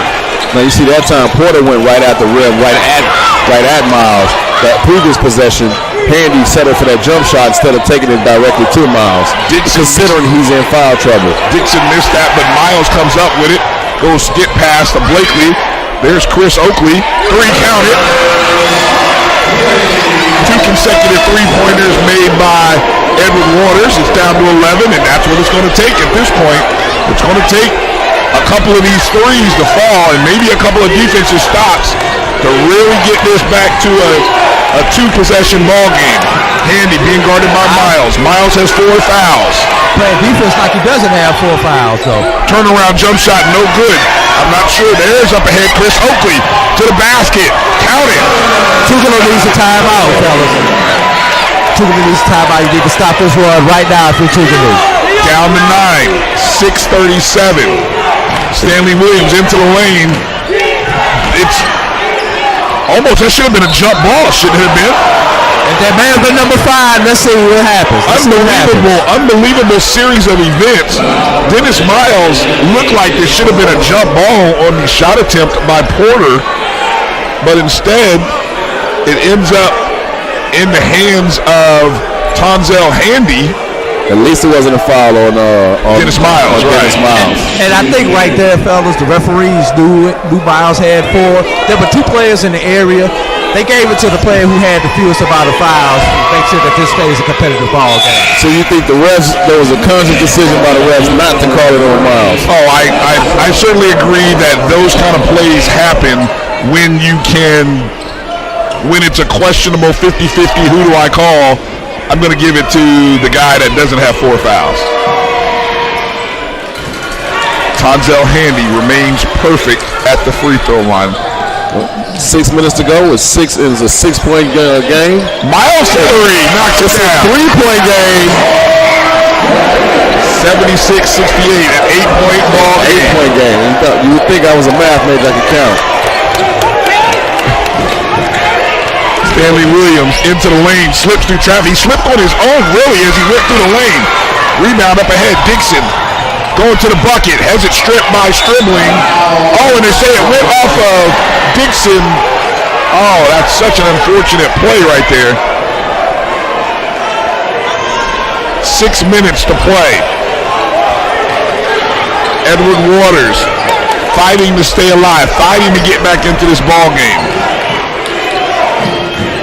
Handy calls it. He clears out. He's being guarded by Arnold. Goes to the bucket. Blocked by Miles. What a block by Dennis Miles. Back going the other way. Oh, and another block on the other end by Corey Davis. 2 outstanding blocks on both ends of the floor. Miles, a 6'7" junior from Meridian, Mississippi, does not want his season to end right here on his own home court. Corey Davis did not give up on that play. Dennis Miles up top for 3. No good. Rebound by Davis. We're still at 8 points. I think that one might have been a little rushed by Miles, but I can't blame him after the last couple of possessions. He's trying to guard, or is guarding, DeMichael Stribling. Corey Davis down on the low block. Handy spin. Oh, gets it back on the air. Oh, they call traveling. Got him in the air, got smacked in the face. Checking in Robert Thomas III for Chauncey Blakely. Fellas, one thing Miles has to be careful of as he's starting to get that rhythm back and starting to get a little bit more aggressive is not picking up that 5th foul or the offensive foul or trying to get an offensive rebound because he is trying to be aggressive. 5-14, 76-68 lead for Tougaloo. Cedric McGinnis over to Devontae Dixon. He thought about it, got his man up in the air. He attacked Stribling. A no call, though. And it's going to be off Stribling. It's going to be Tiger ball on the baseline. I think he was a little bit out of control, which is why the refs did not bail him out on that one. And if he's going to make that move and go strong to the hole, you're right. He's got to stay in control and stop looking for the contact, but looking to score. If the contact comes, the contact is going to come. Don't look for it. 7 seconds on the clock. On the low block to Dennis Miles. Turns, pivots, looks, lost the ball, recovered by Williams. Here comes Handy, going to the bucket, misses the basket. Once again, I think the referees gave him the benefit of the doubt. Knowing Miles has 4, they want to make his 5th a good one. That should be a block. Yep. DeMichael started falling before his man was even hitting, before his man even touched him. Man, talk about living on the edge. Dennis Miles, we've seen so many plays so close to picking up his 5th. But the 6'7" junior from Meridian, Mississippi manages to continue to stay in this ball game for his team. Now at the free throw line, Devontae Dixon. Brian, that was number 4 on Stribling for Tougaloo. Good catch on that. Knocks that free throw down, and that could be big.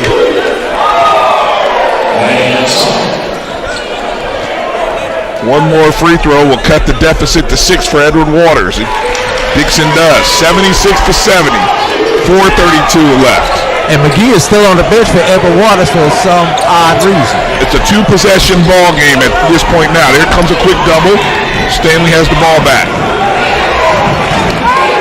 Handy being guarded by Arnold. Sweeps through, and they're going to call a quick foul on that.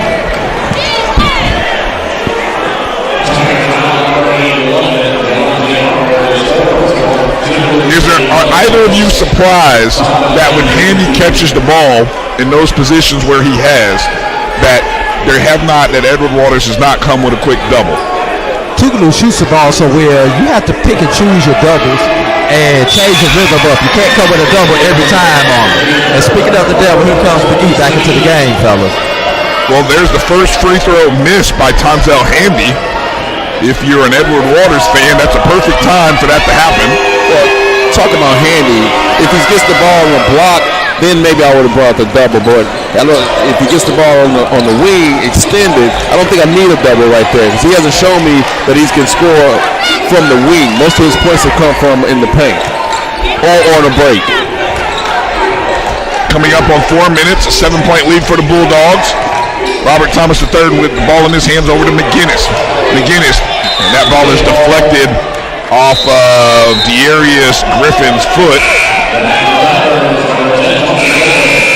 And we set the shot clock to 20 on that. All right, we're going to take a timeout with 3:55 remaining. The Bulldogs with a 77-70 lead. We'll be back right after these words.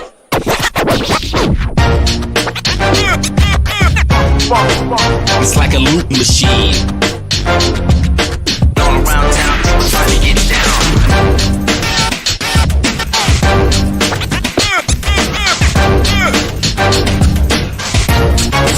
It's like a loop machine.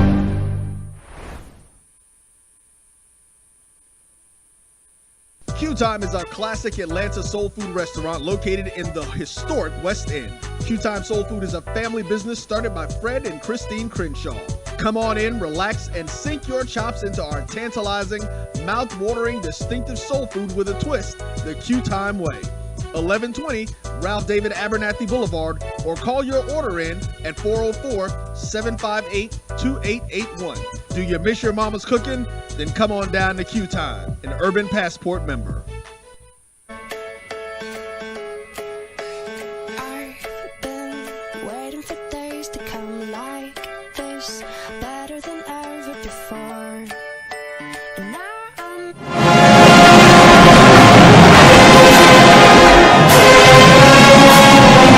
Back to live action here in the fourth quarter of the men's championship game, the second half of the men's championship game. 3:55 remaining. Edward Waters with the ball, trailing by 7. Chauncey Blakely with the ball. Looking to try to get the ball down to Dennis Miles. Quick turn by Miles. And gives it over to Blakely, and Blakely would manage to go up and get fouled. And they call that on number 25, Datavian Porter, his 4th. Team number 6. Blakely will shoot 2.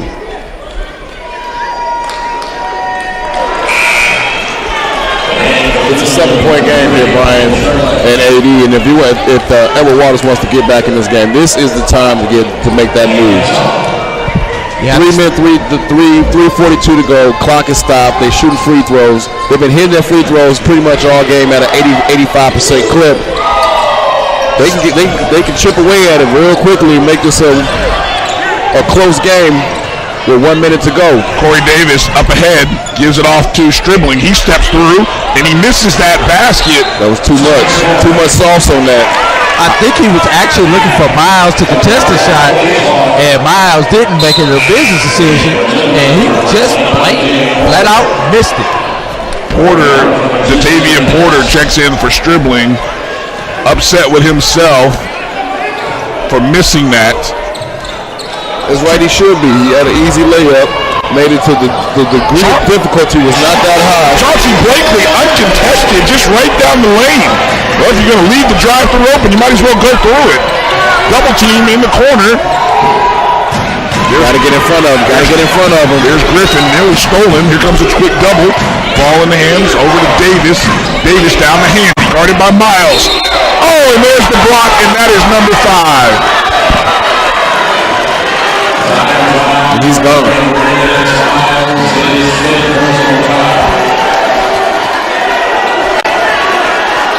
Fifth foul by Dennis Miles, first team all GCAC. And he comes off the floor. And he's being replaced by Morgan, who has 4 fouls himself. And that's a tough way to see Miles come off the floor, but with 3:05 to go, his team is down 4. His teammates will have to win this game without him. I'm surprised he stayed on the floor that long. But let's be realistic. They would not be in the game if he does not come back on the floor, Rick. I mean, I understand that you needed him on the floor. I'm just surprised that he was able to stay in the game as long as he did with those 4 fouls. Yeah, he did an excellent job playing great, aggressive defense, but not fouling, playing aggressively on offense, but staying in control. But a lot of weave action up top here by the Tigers. Moving the ball. Blakely kind of gets caught. Great defense there by Corey Davis as he was able to stop Blakely. And then after he lost the ball, he commits the foul, his second. And that'll send. We talked about this team shooting 90% from the free throw line, and they're shooting free throws the rest of the way on every foul. All they got to do is continue to hit their free throws, which he doesn't this time. I'm talking about it. Right, Darius Griffin actually missed the first one there. But if they can continue to just hit their free throws, it won't matter what Edward Waters does unless they go on some kind of hot streak of hitting threes. 7-point ball game. 2:50 to play. They start trading 2 for 3 or 3 for 2, then we may have an issue.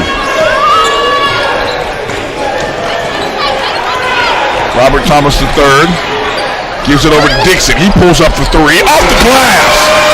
On the banks open on Sunday fellas in Florida. Must be. There's a steal by McGee. Gives it over to. Stuck underneath is McGinnis. Oh my goodness. Tough break there for the Tigers. He probably should have taken a timeout right there. They've got 3 left. Yeah, you've got to call that timeout to save that possession right there at this point in time in the game. I think everyone's surprised that McGinnis didn't just go up with the ball. He got it so quickly. Well, he got caught underneath and he got caught no man's land. There's a 5 count. Good defense by Edward Waters on the inbound. Corey Davis. Now you want to talk about taking timeouts. Tougaloo has plenty of timeouts left. Could have taken one if they wanted. Well, I guess justice has been served because the back where we should have been in the first place. McGee, turnaround jump shot, unable to make that one. Rebound by Hamby. Now that one he should have went off the glass on it.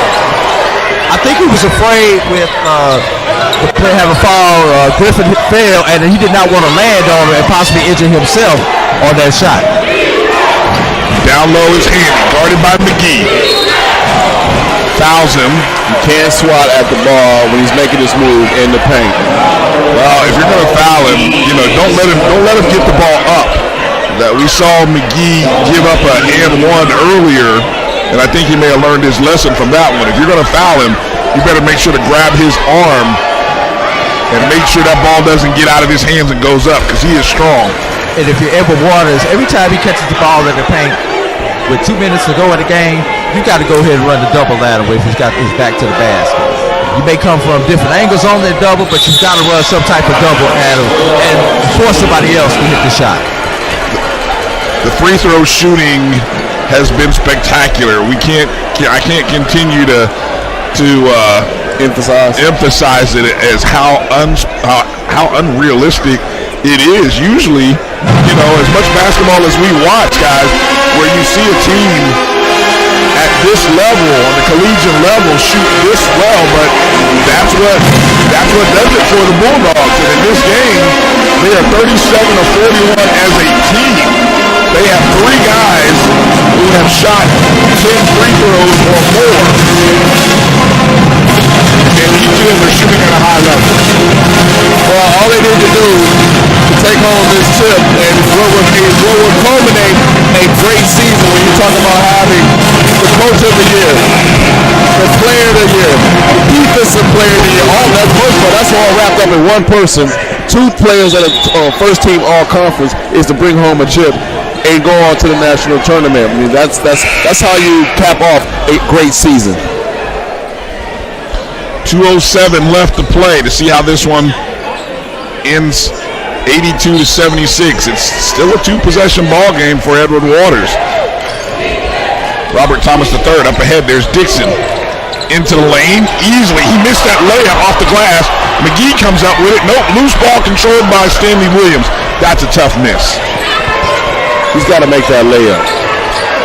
We've seen a couple of those opportunities present themselves, and they just haven't been able to finish. Tougaloo is eating clock. Is that where you were going with that? Yeah, I was about to say Tougaloo wants to take as much time off the clock as they can, and Milwaukee needs to play good defense without fouling here. Blocked by Morgan, but his man on the weak side behind him finished it up. I guess I need to say and get the rebound on the miss. And we've got a player down on the other end. Stanley Williams looked to injure himself as he was going to the bucket, but then we've got a foul that resulted down on the offensive end for Edward Waters. I think he may be cramping up. Hopefully that's all it is. Hopefully so. Really impressed by the game that Stanley Williams played yesterday, and he has played solid today as well. Right now down the stretch, fellas, you're going to see a lot of substitutions as both teams look to go offense, defense to create a favorable matchup. At the line, shooting 2, Devontae Dixon makes the first. Substitutions for Edward Waters. Well, thought it would be one Chauncey Blakely, but nope. He will go back and have a seat. Second free throw attempt. We've had the usual suspects for Tougaloo put in work this evening. As Handy, your GCAC Player of the Year, has 30 points and 12 rebounds. Blakely and McGinnis both check in. Quickly up to 4. Tougaloo looking to use clock. Oh, there's a bad pass. It's stolen by Oakley. Not sure what Handy saw. Going to the bucket. Blocked. Oh, my goodness. That's the chase down right there. Handy chases it down, blocks it. Block party going on. McGinnis finds McGee off the glass. And Edward Waters calls a timeout. It's 4 points with 1 minute to go. 58.9 seconds left. Before we crown a champion. It's still a game, fellas. Let's do what Scott would say. She invited Ray, Mama, and Pookie and all there for that block party right there. Everybody's invited. We're going to stay here with the action. And you finally got that crowd that you were looking for to get into this game. They got the band playing. Everybody is on their feet cheering on this team. They're down by 4 with 1 minute to go. The championship is on the line. The 2019 GCAC Tournament Championship.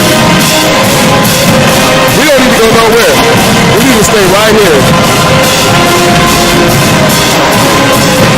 Now, right here, fellas, Tougaloo has got to make sure they have something designed to get the ball in bounds. Well, to get the ball in bounds, you get the ball too. You know you get the ball too. Number 5. But it really doesn't matter because everybody's a great free throw shooter. So Edward Waters right here has to play good defense. You know they're going to run the clock. So what? Play good defense, and most important, once a bad shot and box out and get the rebound. I agree with you that anybody can take a shot. But if I'm Tougaloo, once I get the ball over half court, I'm giving the ball to my player of the year and play off of him.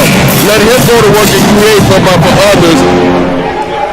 And if he's going to touch the ball, expect a quick double team coming at him. He's not going to get the ball freely. Corey Davis looking inbound. He finds it to Handy. Breaking Davis with the ball, breaking that press easily.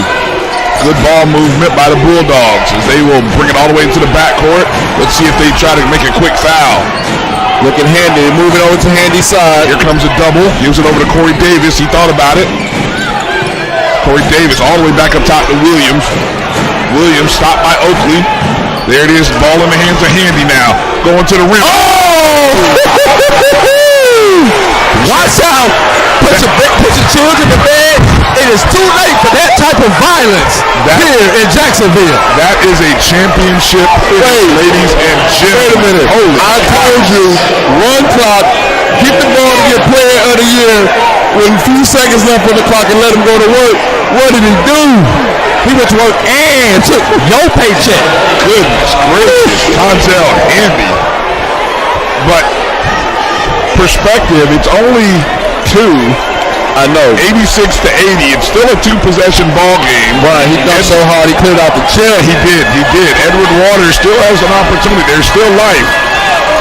Blakely knocked the first free throw down. The boy cleared out the gym with that dunk. People got up out their seats and left. When you get an old crap from the home crowd, and they just like ultimate respect right there on that dunk. We're going to take a timeout. 26.4 seconds. We have a timeout that's called by Tougaloo. 86 to 81. We'll be back right after these words. For authentic Caribbean food like jerk chicken, oxtail, red snapper, shrimp, tofu, and rasta pasta, well, find your way over to Mango's Caribbean Restaurant, 180 Auburn Avenue, right next to Royal Peacock in downtown Atlanta. Them belly full, but we hungry. Mango's Caribbean Restaurant, open daily from 11 a.m. to 10 p.m. And on Friday and Saturday, we're open till 4 a.m. Come to Mango's and put some spice in your life. So we've got a good thing going. Mango's Caribbean Restaurant, 180 Auburn Avenue, right next to Royal Peacock in downtown Atlanta. For more info or directions, call 404-698-3992 or log on to mangoscaribbeanrestaurant.com. For instant coupons, text MANGOS to 313.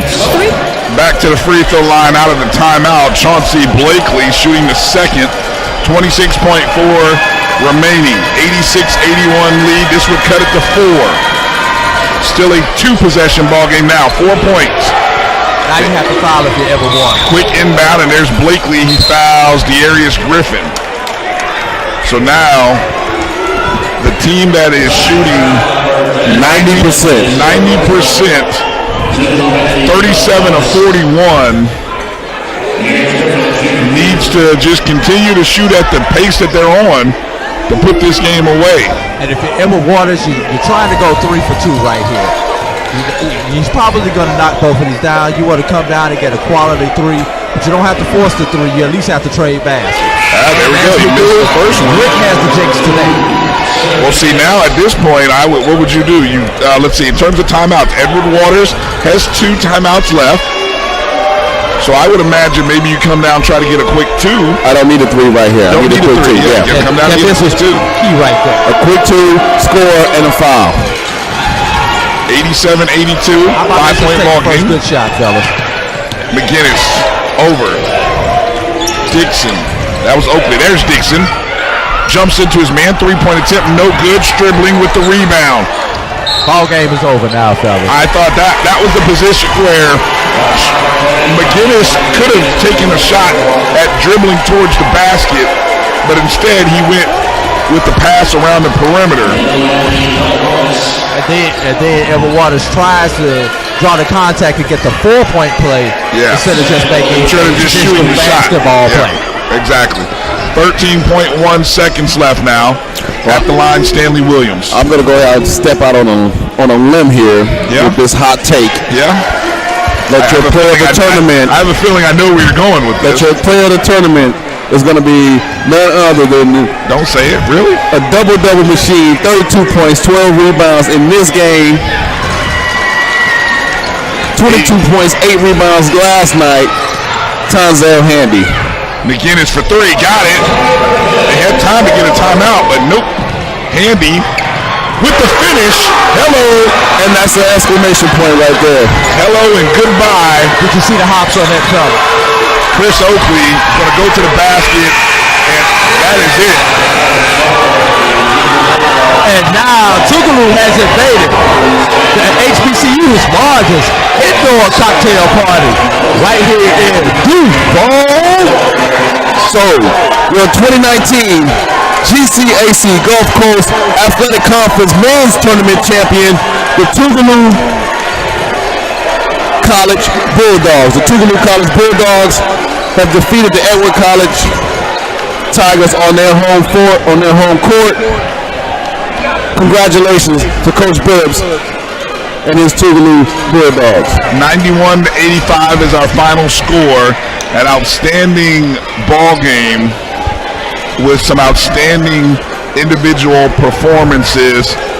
Tonzel Handy, the conference player of the year, most likely to be the player of the tournament, finishes with 34 points, 12 rebounds on 11 of 19 shooting from the field. He was 12 of 13 from the free throw line. Also for Tougaloo, Stanley Williams, 17 points. He was 10 of 12 at the free throw line on 3 of 7 shooting. Also had 4 assists. DeMichael Stribling with 12 points. He was a perfect 10 of 10 at the free throw line. Brian, this Tougaloo team is nothing short of consistent. Friday, they defeated Russ 97-64 in what was a total mismatch. Yesterday, they defeated Xavier 92-85. And would you believe the score today, 91-85. Almost the very same score, pretty much the same game plan. Come in, let your stars be your stars. Everybody contributes. For Edward Waters, overall for Tougaloo, want to mention as a team they were 24 of 55 from the field, 3 of 10 from the three-point line. As a team, they were 40 of 45 at the free throw line. Take again, 40 of 45. We talk about everybody contributing. Yesterday they got 41 points off the bench. Today they got 37 points off the bench. It's a total team effort over there. For Edward Waters, who will finish the season 12 and 11 and the runner-up of the conference tournament, they were led by Devontae Dixon, who had 22 points on 6 of 11 shooting from the field. He was 4 of 7 from behind the three-point line and 6 of 6 at the free throw line. Also, 16 points by Cedric McGinnis. He was 4 of 9 from the field, 3 of 5 from behind the arc, 5 of 6 at the free throw line. He had 7 rebounds and 4 assists. And then Dennis Miles, 16 points on 6 of 12 shooting, 3 of 3 at the free throw line, 5 rebounds. And also Arquez McGee with 12 points on 6 of 14 shooting. You know, Coach Summons has got to feel real good about his squad to push this team, a very talented Tougaloo team, in the conference championship game. And they've got a number of underclassmen that are coming back, so things are looking bright for Coach Summers in his first season. Well, we had a pleasure to talk with Coach Billups last night after their big win, and I'll tell you, they were focused on this championship, and so now his team, which finishes 28-4 heading into the NAIA National Tournament, it'll be interesting to see how high a seed they are. I mean, they are a top 5 ranked. Actually, they're ranked 4th in the nation, so they're a highly ranked team. They should be, easily have a bye and have some home court advantages here. Well, perhaps that's something that you can talk to Coach Billups about. Once we get him over here, have a post-game interview with him. You can talk to him, bring those things up, and get his thoughts on them. As they continue to take pictures here.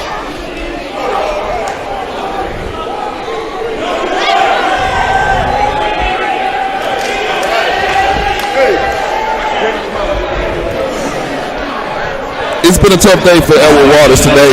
The women's lost in their championship game. The men just lost in the men's championship game.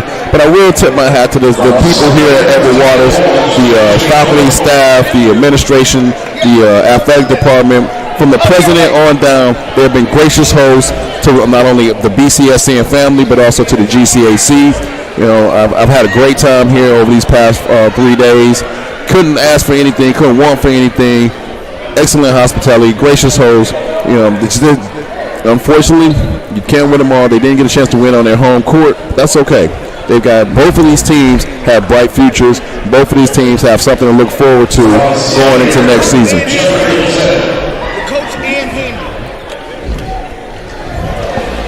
I'm going to get up and let Brian take over interviewing Coach Phillips. Let me say congratulations to you. I'm going to give you my headset.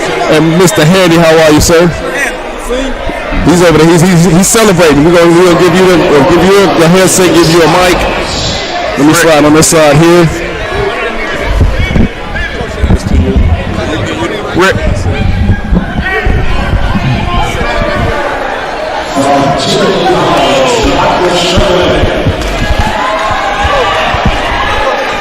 Joining us here at the table, Conference Player of the Year, Tournament MVP, I'm sure, Mr. Tonzel Handy.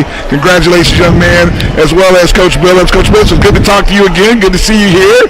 And you're winners, champions. Congratulations. Thank you. I appreciate it. Let's start with this young man, Tonzel. Tell me your emotions. How are you feeling after this game, this tournament? How about this season? I don't even know what to say right now. Speechless. Worked so hard. Coach stay on us all day. Every day, doing practice off the court, on the court. You take one game at a time. You guys play with such an effort and passion. Talk a little. Hold on, Tonzel, go to Coach. We got to get Tonzel up front. Okay, we got to go up front. Tonzel, thank you. Coach, talk with Coach. Coach, we can say that we can talk to you for a second. Okay. Coach, talk a little bit about what that young man means to your program, to this team, in this season that you've had thus far.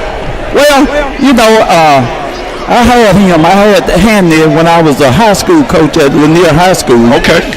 He was a 10th grader. Okay. But he was in my PE class. He wasn't even playing basketball. Really? Okay. So I just saw him in the class, and I told him to come out. Mm-hmm. And he came out. 6th game into the season, he was starting. Okay. So when that following year, I left and took another high school job. He played there, and I got the job at Tougaloo. But when he graduated, I sent him to a junior college so I can know I can get him back. Mm-hmm. And I've been knowing this young man can play ever since he's 10th grade, and him and Corey Davis, them the two guys that make this team go. I can definitely tell that. You can tell by the way that they play on a level, especially starting and leading this team. Once again, great contributions from guys like Stanley and Micah Stribling. How about the free throw shooting? You guys were, I don't know if you know this, but 30, I think I had it up. It was like 41 or 45 from the free throw at the line. That's the best we shot all year. Okay, and that's when we needed it. Yes, sir. I was going to say, when you can shoot 90% at the line in a championship game, that is huge. And so I saw that, and I had a feeling that might have been your best, although you guys definitely have shot the ball well.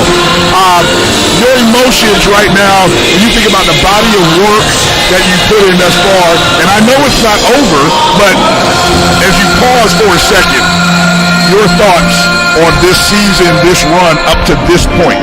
Well, when I first got to Tougaloo, my goal was to do what we did today. Okay. Win everything.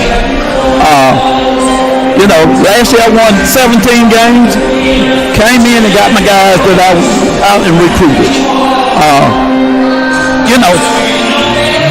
I know when I got a group of kids that gonna work hard, because once they stay in the gym with me, just like Henry said, if you stay in the gym with me, we gonna win. Right. Because I ain't letting them get away with nothing. And we have to, if we mess up at practice one day, we coming back that night. Okay. So we work so hard, and that's where this comes from, because we work so hard. And as you start to think about the upcoming national tournament, how do you begin to prepare your team for that? What are the, I know I'm asking a little early as you try to enjoy that, but as you start to think about what's upcoming, what are any immediate thoughts? Well, we done won 27 games. Yes. We're not going to fix anything. We're going to play the same way we've been playing. Hey, we just going to play hard and smart. That's what we do. Well, I'll tell you, I look forward to watching and following the run in the tournament, and wish you and this group, an amazing group of young men and ball players, as you guys progress forward in the national tournament. We thank you. We appreciate it. Tonzel, you got a headphones there. Talk a little bit about what this coach, what this man has done for you as a basketball player and your team this season. I started making when I was in 10th grade. Uh-huh. I was in gym class. He told me to come try out, and it was going for them. And about 6 games in the season, I was starting the 7th game of the season. And when he brought you to Tougaloo with this team, and did you see when the season started, when you looked at your teammates, did you see this? Were you able to vision and envision this opportunity, this championship? Tell us your thoughts. To be honest with you, it all started on the offseason. Coach stayed on us. He pushed us. As he pushed us, we pushed each other. Like he said, we play hard and smart. We won 27 games. When I ain't broke, why fix it? Good point. Good point. And the free throw shooting, you guys were shooting unconscious at the free throw line. I almost wish I could bring you guys to some of my teams down in Florida, in Orlando, to run a free throw shooting clinic. You guys shot well from the free throw line today. You guys were 40 of 45 or 41 of 45 as a team. Did it feel that easy? I mean, how big was the rim as you were up there at the free throw line? It must have been huge. At the beginning of the season, we weren't shooting free throws that well, me personally, so that's it. What'd you do to work on that during the season? How much time did you spend in the gym?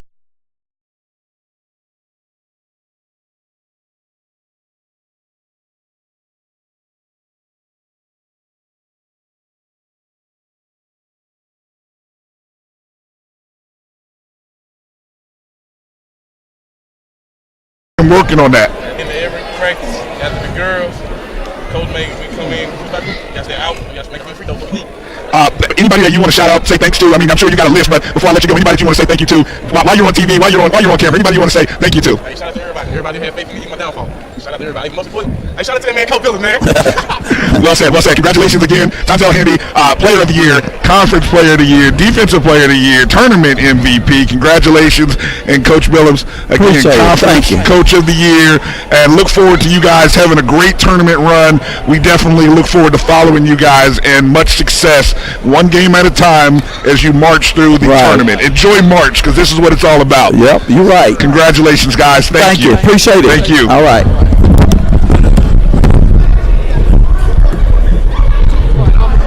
Well, I'll keep talking. You guys can go. Yeah, you guys.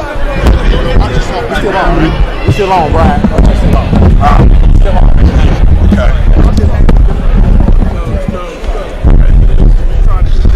All right. Brian Fulford here, joined post game with AD Drew. AD, your thoughts on this? Let's start with this Tougaloo team. How far can this team go on the national tournament? If you're going to hit threes like this team can and hit free throws like this team can, and then you quite possibly could have one of the better players in NAIA, and against a lot of teams, he's probably going to be the best player on the floor. You can make a good deep run in the tournament. One thing that Tougaloo has to keep in mind, you cannot rest on your laurels that you have gained here today. Celebrate the victory, but tomorrow morning, it's time to get back in the gym as you wait for the pairings and prepare for your next opponent. What I find interesting about this team is their depth. They are legitimately 10 deep, and as we saw, let me use the semifinal game against Xavier as an example. You have a starting 5, but Coach Billups got so much contribution from his bench that he was able to bring in 4 guys off the bench and start that group in the second half. So, I mean, there's so much depth here. I think that's going to be interesting to see, which guys continue to excel in the tournament level. Obviously you've got guys like Darius Griffin, Corey Davis who started. Datavian Porter. You know, those guys have done a tremendous job all season. Yeah, one other thing that impresses me about this Tougaloo team is their length. They are a very long team. If you've paid attention to it, they've got tall guards, which is going to be important as you go on to play in the national tournament. Let's pause for a second. Is joining us right now, Coach Summers from Edward Waters. There you go, Coach. We'll give AD the handheld there. Well, Coach, congratulations first off on the season and the tournament run. Share with us your immediate thoughts as you just finished speaking with your team.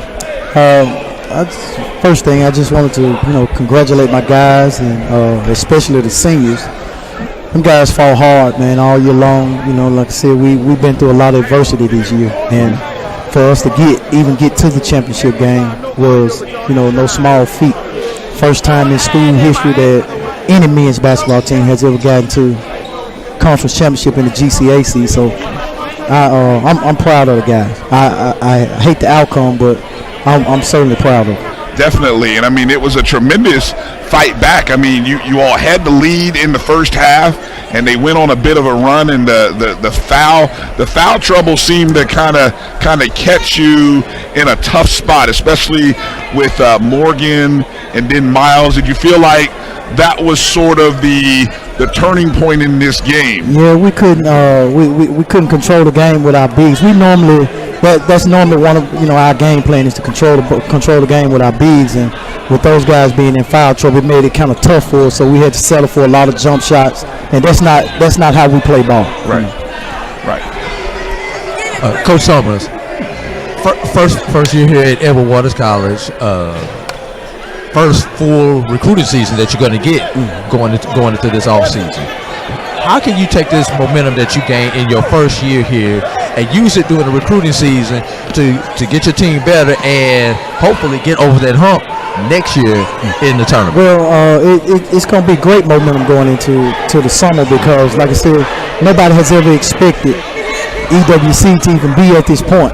So, on the recruiting trail early on, everybody is always, EWC has been known for losing, and we have changed that narrative. So we can use that narrative now on the recruiting trail.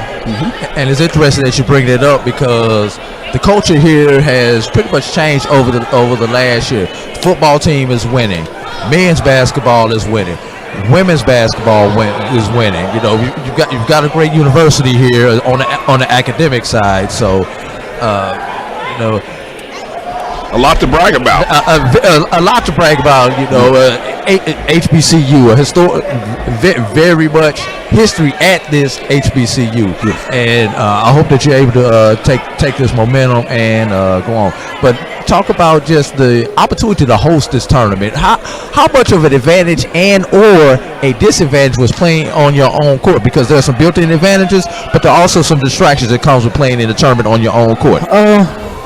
To be honest with you, I don't think there are any disadvantages because, like I said, you want to sleep in your own bed. You want everything as comfortable as possible. And being at home, playing on our own floor, we were very much comfortable.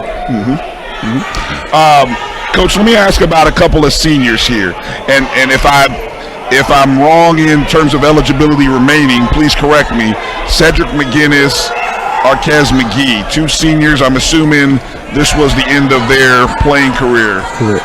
Talk a little bit about what those guys have meant to your team this year and just your thoughts. You've only had a year to spend with them. Right. So what are your thoughts on those two young men? Right. Well, Arquez McGee transferred with me from Talladega. Okay. And that young man, his senior leadership has been monumental to our program at this point. Sid McGinnis have only been with me for 1 year, but his play and his leadership has been monumental as well, and I'm going to thoroughly miss those two guys. And then your key a lot of key contributors are juniors, of course, Miles, Morgan, Dixon. I mean, you got Oakley's a sophomore coming back. Big contributions from Javante Arnold, who's only a freshman. Blakely's a junior. I mean, this experience, what do you hope those guys are able to do in the off season and set your program and team up going forward? What do you hope this experience is for them? I hope they take this feeling and use it as fuel during the summer to not want to feel this way again and work that much harder coming back next year. So if we in this situation again, we'd be hosting the gold ball instead of the silver ball.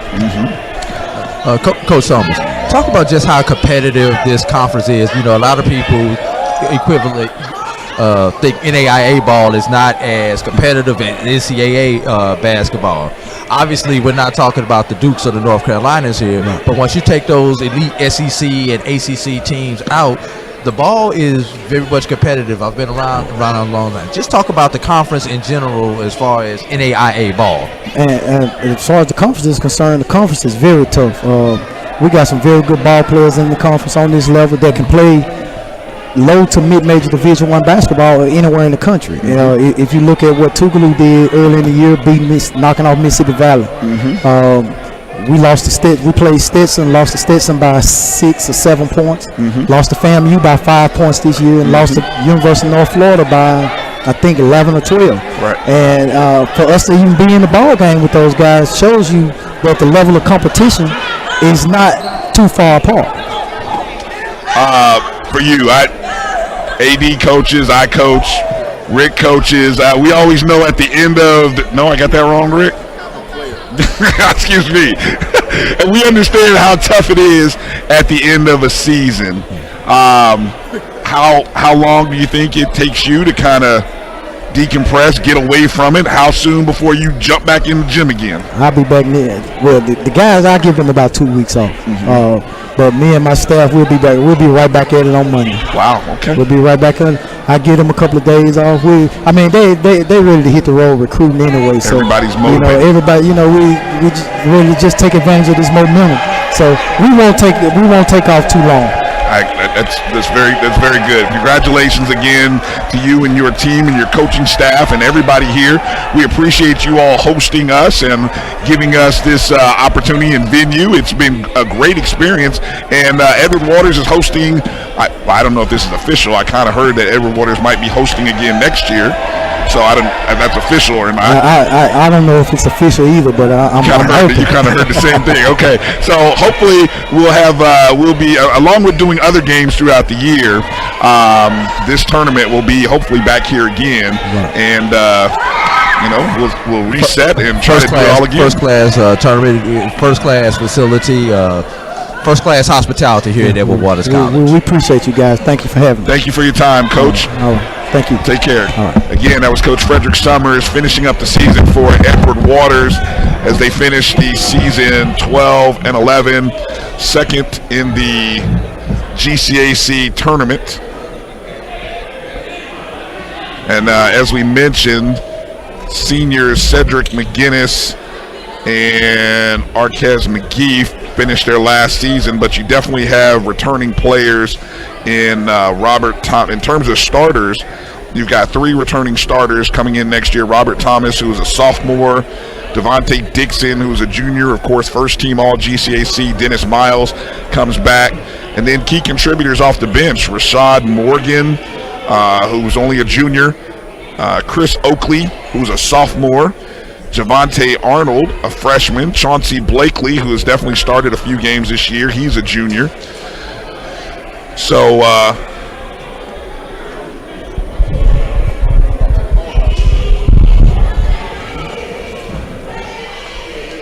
as we continue to stay live here, as you see and going into the tournament, Brian, the future is kind of now for Tougaloo.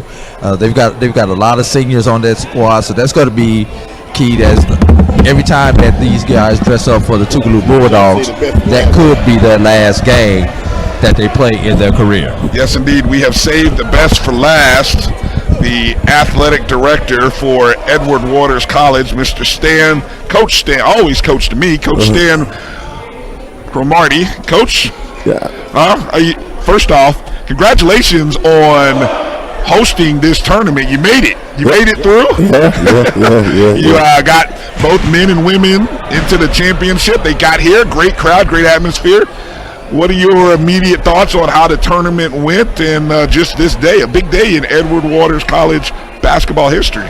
Well, I think, first of all, we want to thank the commissioner for allowing us to host this. We hosted it back in 2011 and 2012, and anytime you can host a conference tournament and you can stay at home, it says it home court advantage, but it gives you the fans and it gives the city of Jacksonville to look forward to them. So we're proud that we had a chance to host it again this year. The outcome at the end with our women's team losing by 2 and our men's team losing by 4. I mean, it was great, but hey, thing about a championship, somebody got to win and somebody got to lose. But we had a great effort, and we were definitely proud of our efforts of hosting this tournament. And they were great games. I mean, the energy level, especially in the women's game, I commented to the guys, I felt like there was so much energy and passion from that women's game. I think it took the crowd a few minutes to kind of refuel, because in the early parts of the men's game, even when the men had the lead, it was almost like, do we have the lead? Are we still playing? It took a while for the crowd to get into it. But once they did, as you saw in that run in the second half, they got excited again. Yeah. I tell you, it took them a little while to warm up, because the women's game was a great game. You know what I mean? If you're a fan of basketball, I mean, they came out and played, they executed both teams, and it came down to who made some couple plays at the end, and Dillard team made some plays at the end, and they're 2-time defending champions. So hats off to them, absolutely. Go ahead, AD. Gotcha. Coach, good morning. How you doing today? I talked to Coach Summers about it. I wanted to get your comments about it. The culture here at Edward Waters has kind of changed. Edward Waters has been a program that had been down for so long. You've got a football program that's on the rebound and winning. You've got a basketball program, men's and women in the championship game. Just kind of talk about that change of culture that you've had here at Edward Waters College over the last year or two. Well, I tell you that God be the glory for me being named the athletic director. There's some things that I thought that was pressing as a director to implement, and biggest thing is hire some coaches that know what they're doing. And I mean, and that's what we did in all our sports, and I think that that changed the culture in itself. Coaches with expectation, coaches that had Division I experience came here and bought that culture here at Edward Waters, and now we're no doormat to people, and we're glad that, and I give them all the credit. I mean, every coach has his style and what he or she likes to do, and it's in all our sport programs. So we're excited and know that we're going in the right direction when it comes to athletics. What do you want to tell any recruit or any parent or family that's watched this game, watched and still is online with us? Tell them about Edward Waters College. What do you want them to remember about what they've seen and what's here that they may not know about? Well, I think the biggest thing is that we are a family-oriented school. I mean, every program, and it's good in here as the athletic director. I know a lot of players by their names, and I think that's important. Know that a parent, when you send your kid off to school, you know that they're coming to a place where they're going to be loved, and that's the biggest thing. And now, not only love, but we'll have expectations of winning, and that's where we're at here. We want to win, and we want to win some championships, but we are a love institution, and we're a love athletic department, and we just like to love on you. Very well said. On behalf of the entire Black College Sports Network crew, you always do first-class work. I love working with you any chance I get, and thank you for giving us this opportunity in this venue. All right. Thank you. Thank you. Athletic Director Stanley Cromartie.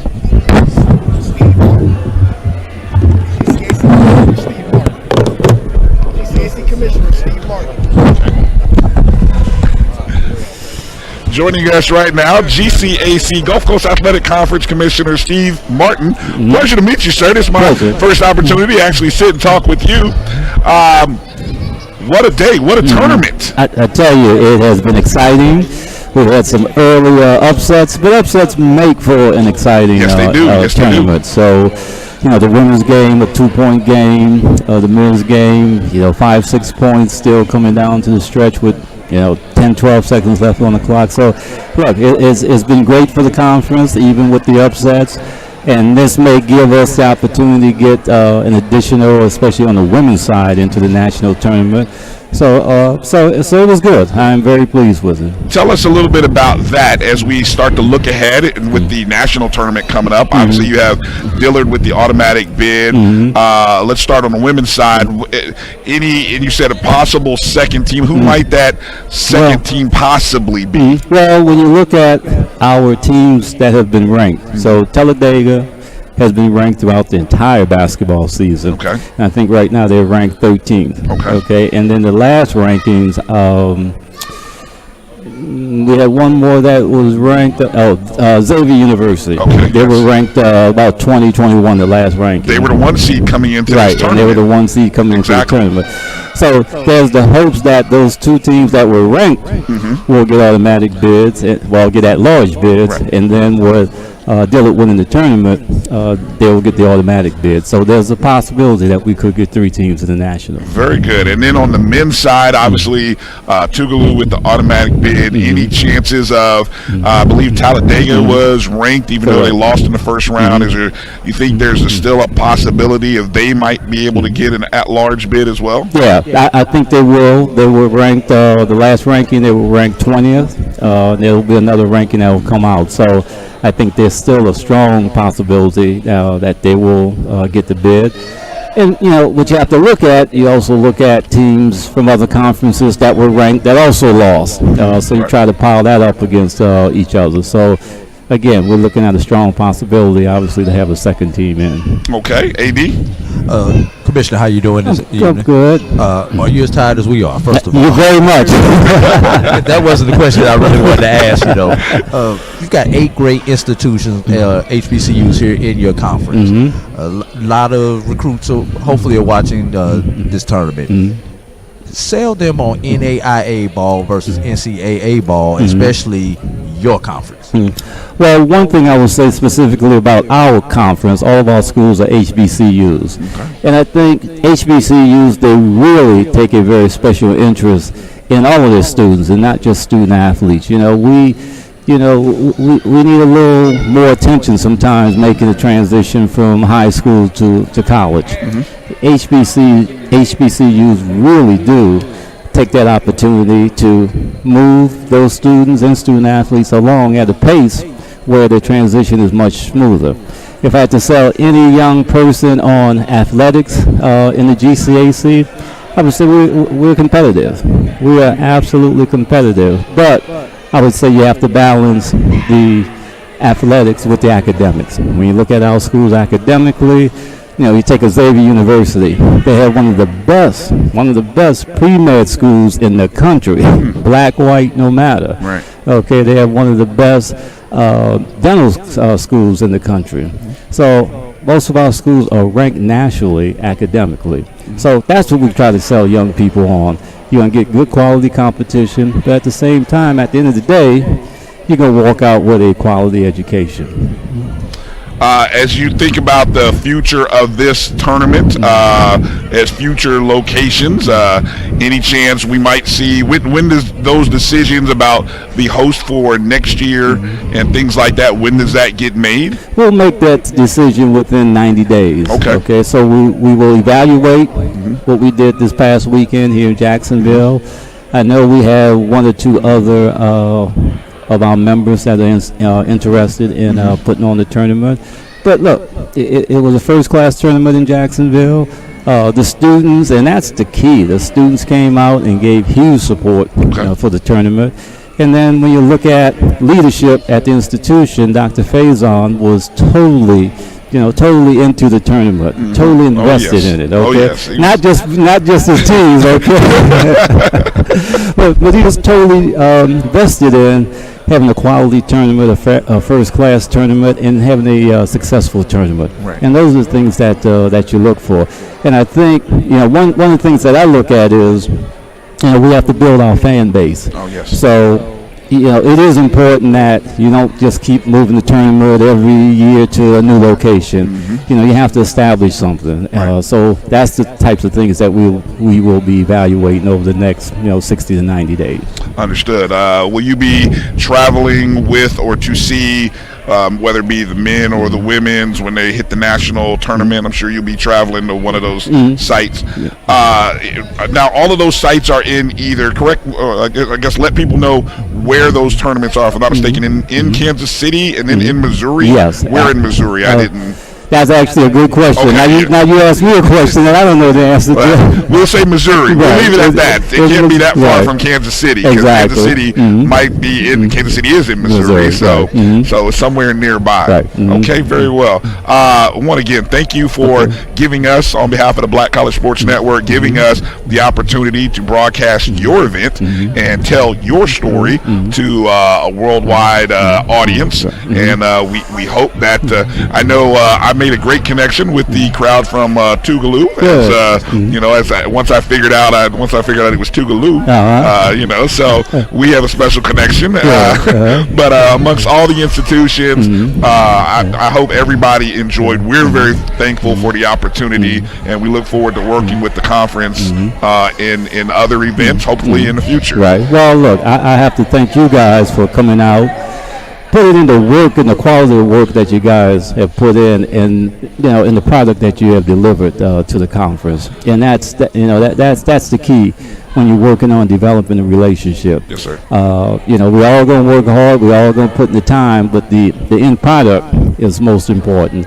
And again, I'm gonna thank you guys, because after all the games, I would go to my hotel room and I'll go and look at some of the games in the broadcast that you guys did for us. So totally appreciate the work that you put in. Great job. You hung with us, especially Friday, which was an extremely long day. That was a classic day. But it was a good day of basketball. For a basketball fan like all of us are, it was a great day of basketball, no doubt. So again, we look forward to working with you guys in the future, building the relationship, and looking at how we can build a great product for not just our member institutions, but like you say, this reaches a worldwide audience. So that's what we're working towards. There you go, Commissioner Stanley Martin. Thank you. Good luck to your team in the national tournament. We will be following along and wish them all the success. Okay, appreciate it. Thank you for your time. And I want to go ahead and clear just to be not necessarily not to put my boy on blast, but Commissioner Steve Martin, I want to thank you for your time. That's okay. What did I say?